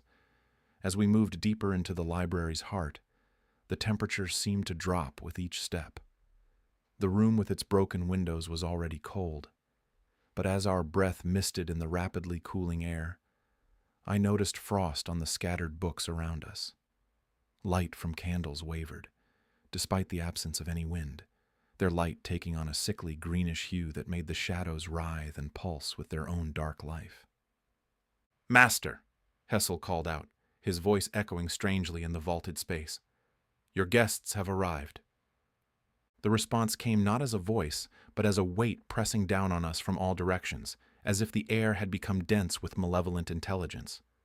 Shadows in the deepest recesses of the library coalesced, gathering like storm clouds in the darkest corner. The temperature plummeted further, and I heard the faint crackling of ice forming on the windows behind us. Then he emerged. At first, Bishop Ashunda appeared as little more than a suggestion in the darkness, a vague outline that might have been an illusion caused by the emerald candlelight. But as he stepped forward, his form solidified into something that violated every natural law I understood. He was tall, perhaps 6.5 feet, but his proportions were wrong in subtle ways that challenged my mind. His frame shifted and wavered, as if he existed only partially in our world, constantly phasing between solid matter and something more ethereal. What had once been the face of a distinguished bishop had become a mockery of human features carved from ivory and shadow. His skin had taken on the translucent quality of fine parchment, stretched taut over bones that seemed too sharp, too angular to have ever been mortal. Veins of dark energy pulsed beneath that pale surface like black lightning, following erratic patterns that made little sense. His eyes were the worst, twin voids lacking color that seemed to drink in the surrounding light, leaving nothing but hungry darkness in their wake. Bishop's robes, not his since those had burned during his purging ceremony, clung to his form like funeral shrouds. The rich fabric faded to the color of old bone from contact with the vashu. Threads of silver and gold may have once accentuated the garment, but they had tarnished to a dull black that absorbed rather than reflected the light. A pendant hung around his neck, not the holy symbol he had once worn as a leader of Father Kem's clergy, but something older, more primal, carved from bone and inlaid with veins of some dark metal. As he moved, his occasional translucence revealed the library wall behind him as if he were no more substantial than morning mist. Then he solidified, his presence so overwhelmingly real that the surrounding air thickened. His hair, once a distinguished silver gray, hung in lank strands that moved independently of any breeze, as if each strand were a living thing seeking its own path through the air. When he raised his hand in greeting, I saw through his fingers, the bones visible as dark shadows beneath the translucent flesh before they solidified again. "Welcome," Ashunda said, his voice the sound of a wailing breeze through empty tombs, of prayers spoken backward in forgotten tongues. The words seemed to come from everywhere and nowhere at once, echoing beyond the library into my skull. "I have been expecting you." As he spoke, the surrounding air rippled like water, and I realized that his transformation into a vashu had torn him free from the constraints of the physical world. He existed now in the spaces between life and death, matter and void, wielding a power beyond the comprehension of mortal minds. Eliza whimpered behind me, pressing her face against her mother's cloak. The vashu that had once been Bishop Ashunda, smiled, a gesture that was like watching a corpse attempt to remember what joy had felt like. "Please," he said, gesturing with a hand that wavered between solid and spectral, "make yourselves comfortable. We have much to discuss, do we not?" As my eyes adjusted to the library's eerie illumination, I noticed something that hadn't been immediately apparent in the gloom. Dozens of books scattered across a nearby reading table, their leather bindings far too pristine to have belonged to the Falstaff collection. These volumes bore the distinct markings of professional craftsmanship, the kind of rare tomes that commanded high prices in specialized shops throughout Alchester. Several lay open, revealing pages dense with arcane diagrams and text written in indecipherable languages. One book displayed detailed anatomical drawings of souls being extracted from bodies, complete with notations made in fresh ink that must be Ashunda's careful script. Another showed elaborate circles surrounded by glyphs and calculations that hurt my head until I lifted my gaze from it.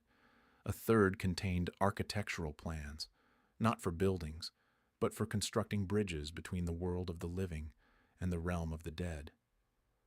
Ashunda had marked his place in several volumes with scraps of parchment covered in his own notes. He had filled the margins of one page with observations about anchoring points and planar stability. Forcing my attention from the tomes, I asked, "Curious how we found you so easily?" I kept my voice steady, despite the supernatural cold emanating from his presence, but only with some effort. Ashunda's void-like eyes fixed on me with predatory interest.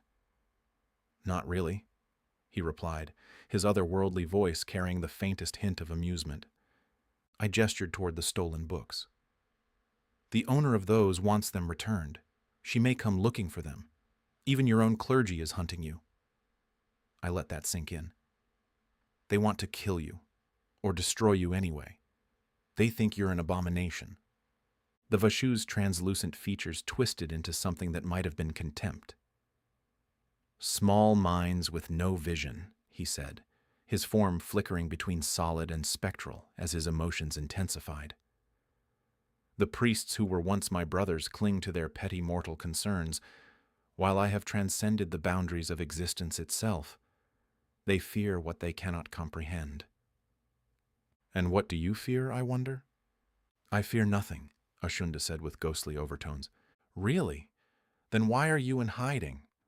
Before he could answer, I added, I've half a mind to let them know where to find you. I needed something from him, and he needed to understand the consequences of not playing along. Ashunda made no response other than to glide closer, his movements unnaturally smooth since his feet didn't quite touch the debris-strewn floor. When he spoke next, his voice carried an edge that made the temperature in the room plummet even further. What makes you think you will ever leave here? Around us, the candles guttered and dimmed, their flames shrinking to mere pinpricks of sickly green light. Frost spread across the scattered books with audible crackling sounds, and our breath came out in thick white clouds. Behind Ashunda, I heard the distinctive click-clack of Jesul's bones, the scraping of desiccated flesh against rotted leather, and, as he approached, the hollow sound of his bones. Ashunda loomed over us, his form having solidified into something overwhelmingly present and malevolent. The air itself thickened around him, making each breath a struggle. The shadows cast by the dying candlelight stretched toward us like grasping fingers, and I realized too late that I might have overplayed my hand. That's when Matilda stepped in. Purple energy erupted around her hands, like living flames casting wild shadows that pushed against Ashunda's encroaching darkness. The temperature in her immediate vicinity rose noticeably, steam rising from her clothes as her magical aura clashed with the supernatural cold. Her eyes blazed with power that rivaled the Vashu's own, and when she spoke, her voice carried the authority of someone who had faced the darkness and refused to bow to it. "Do not mistake us for those same small-minded fools, creature," she said, the purple energy around her hands intensifying until it cast everything in violet relief. "I understand your clergy tried to purge you from existence with holy fire. Face me, and you will truly know what it means to burn." For the first time since he appeared from the shadows, Ashunda hesitated. His void-like eyes studied Matilda with something that might have been surprise, or perhaps grudging respect. Even Hessel's approach faltered, the undead creature sensing that the balance of power had shifted. Ashunda's form transitioned between states more rapidly, as if Matilda's challenge had disrupted his control over his existence. After a stretch that felt like an eternity, the Vashu glided backward, putting distance between himself and the witch whose purple flames still danced around her fingers. With his withdrawal, the temperature in the room stabilized, returning to a bearable chill. "Interesting," he said finally, his voice carrying a note of calculation.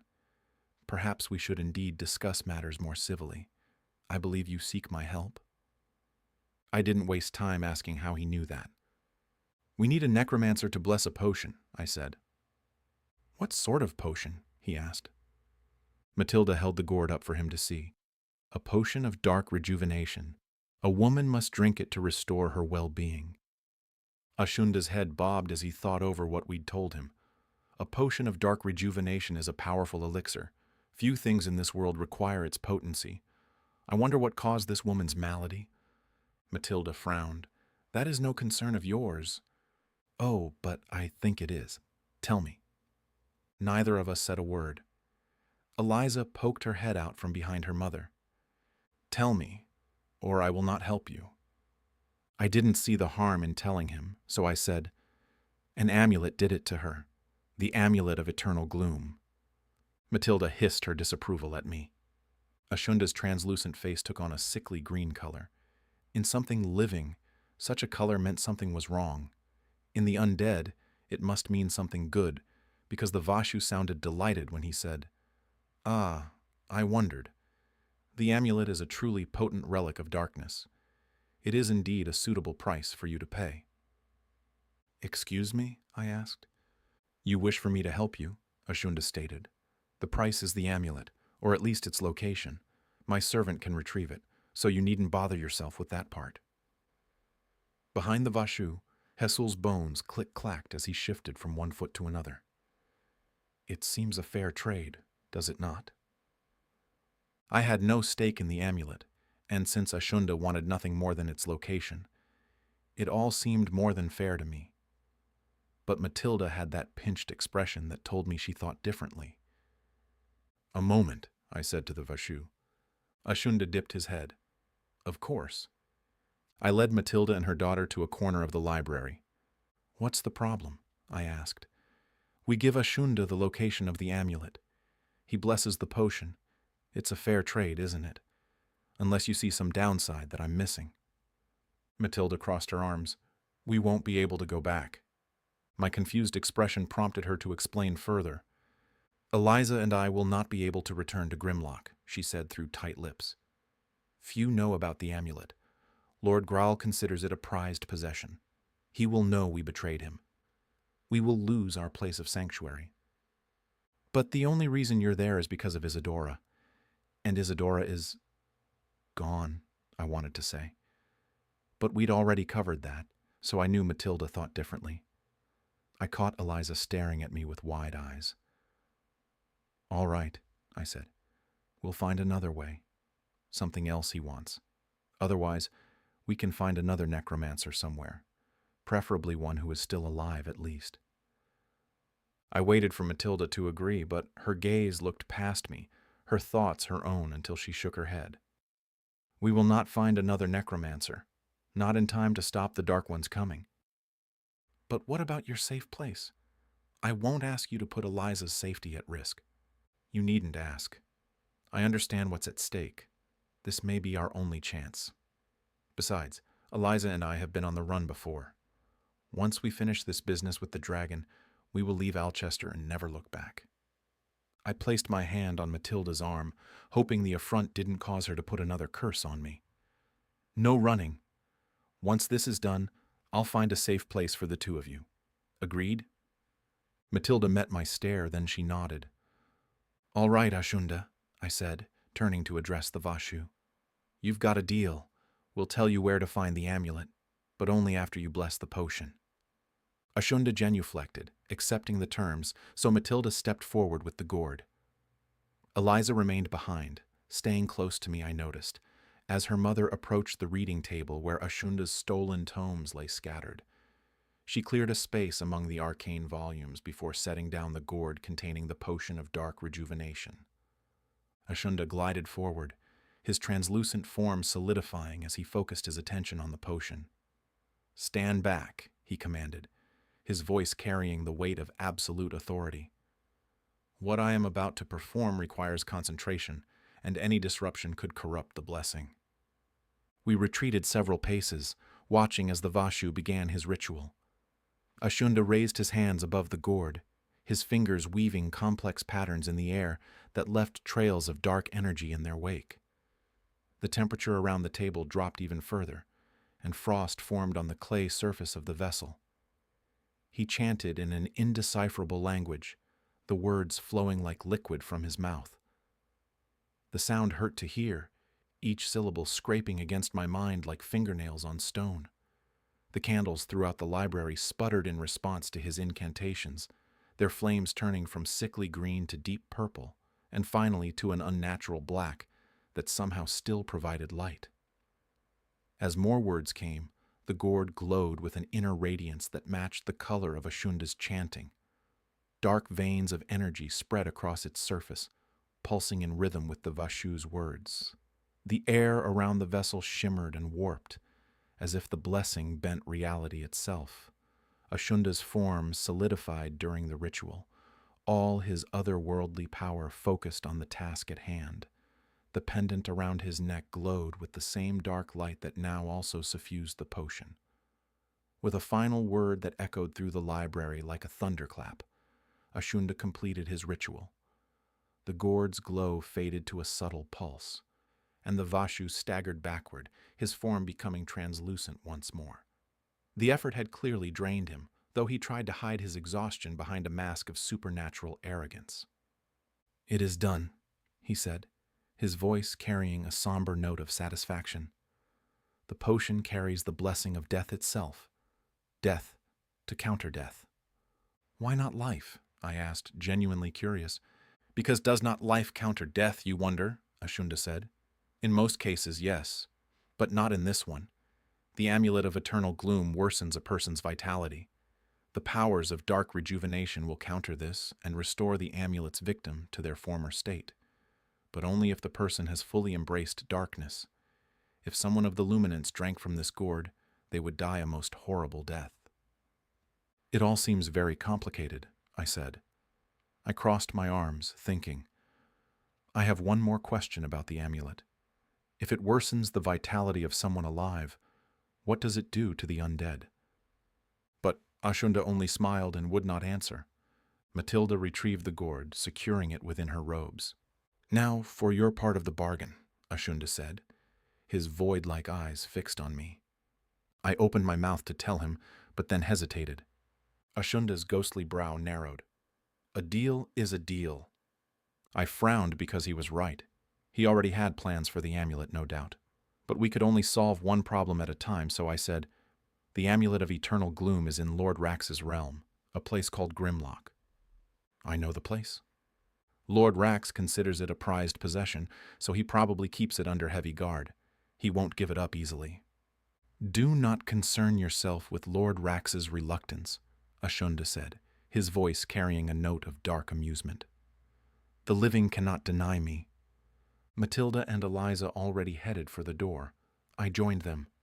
Hasul will ensure you find your way safely from the mansion, Ashunda said, his attention moving to his stolen tomes.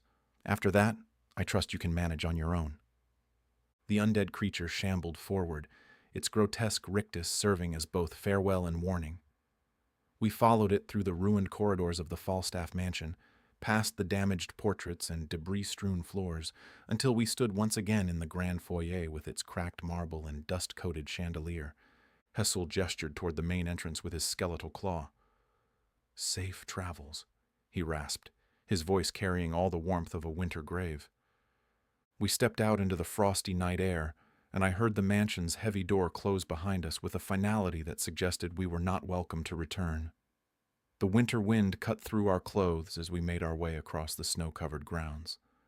After the supernatural chill of Ashunda's presence, the natural cold felt almost refreshing.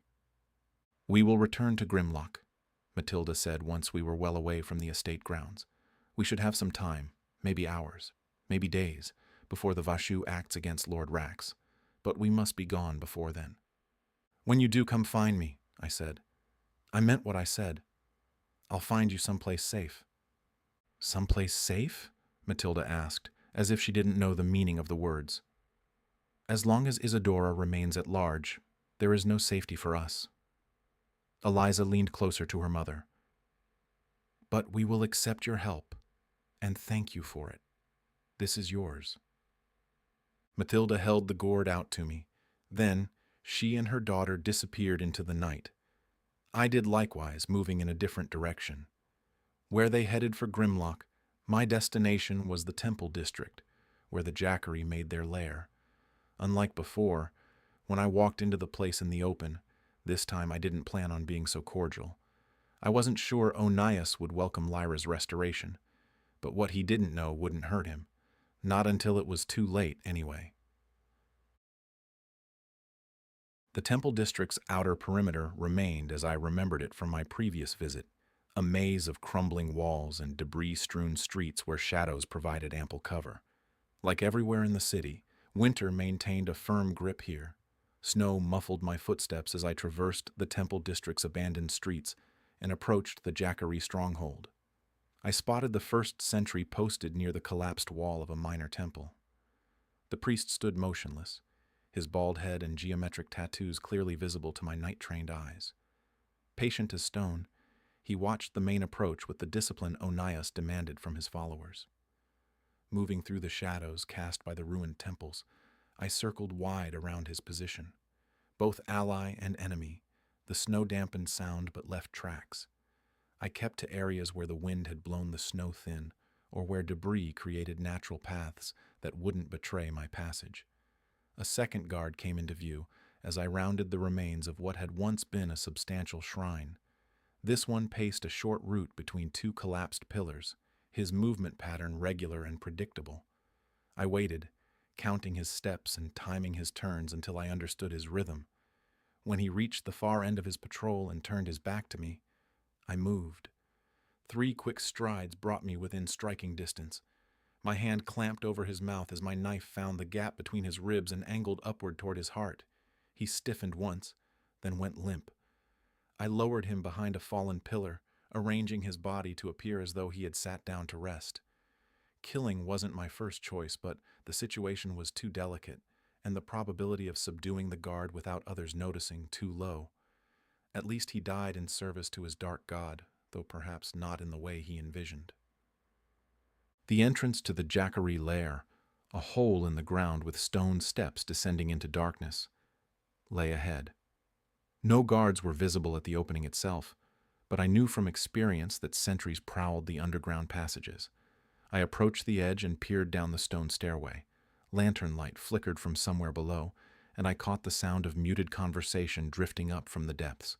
Descending the steps required patience, each footfall taken with care to avoid the scrape of a boot on stone that might alert those below. The conversation, 2 priests discussing shift rotations and complaining about the cold, grew clearer as I descended.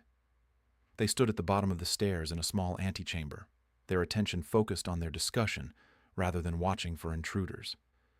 I waited in the shadows at the bend in the stairway until one moved off down a corridor, leaving only a single guard. This priest, who faced away from me, warmed his hands over a small brazier. I descended the last few steps like a ghost, my knife sliding across his throat before he could cry out. I left his corpse in a shadowed corner, hoping no one noticed him until I was long gone. The underground lair stretched before me, a network of corridors and rooms carved from the ancient catacombs. Lanterns strung along the walls provided enough light to navigate, while also creating pools of shadow that I used to avoid the occasional priest moving through the passages. The layout was more extensive than I had realized during my previous visit. Sleeping chambers, storage areas, and common rooms branched off from the main corridors in a complex web. Moving deeper into the lair, I followed half-remembered directions toward the area where I had last seen Lyra.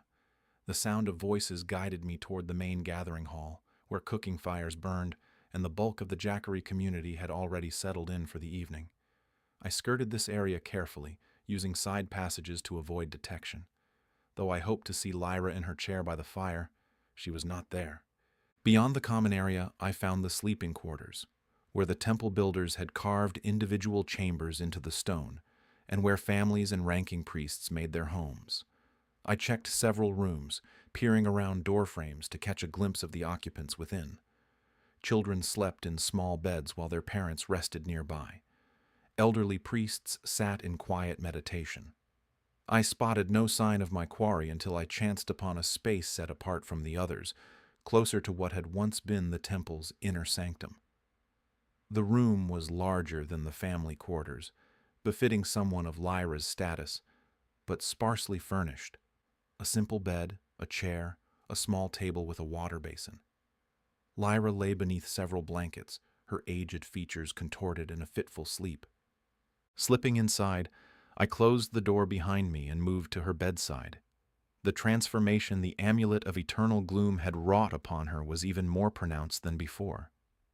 Where once she had been a woman of compelling beauty and terrible power, now she appeared frail and diminished, her white hair gone gray, her skin lined with premature age.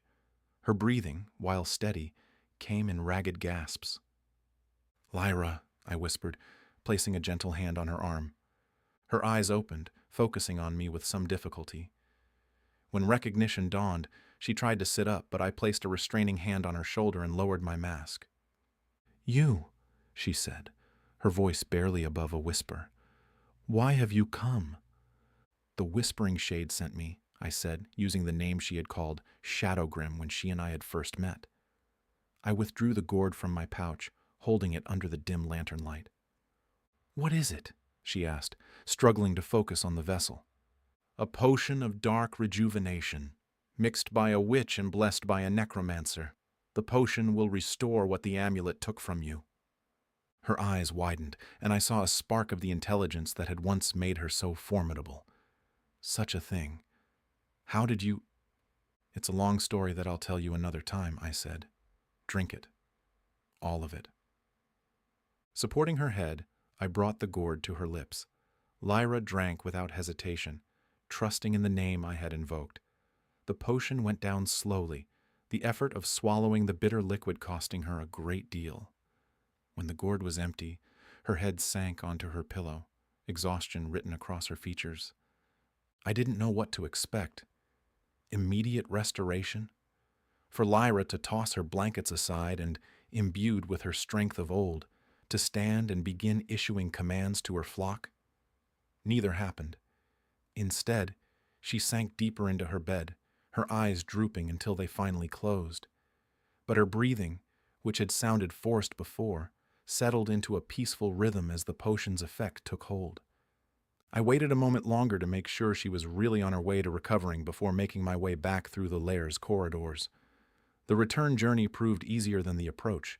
No one would discover the guards I had eliminated until the next shift change. Emerging from the underground complex, I retraced my steps through the temple district's ruins. The chilly night air felt clean after the close atmosphere of the Jackaryi lair, and with the moon blotted out, new snow started falling, covering the tracks of my passage. When Lyra woke, she had a choice to make. Either serve Onias and his careful plans, or follow the whispered guidance of the shadow dragon who had sent me to save her. The game board was set. Now we would see how the pieces moved. You've reached the end of this adventure. If you enjoyed this story, please give it a like and subscribe to my channel to get a notification when each new story is available. You can view all my books and get the latest news by visiting scottmarlowe.com.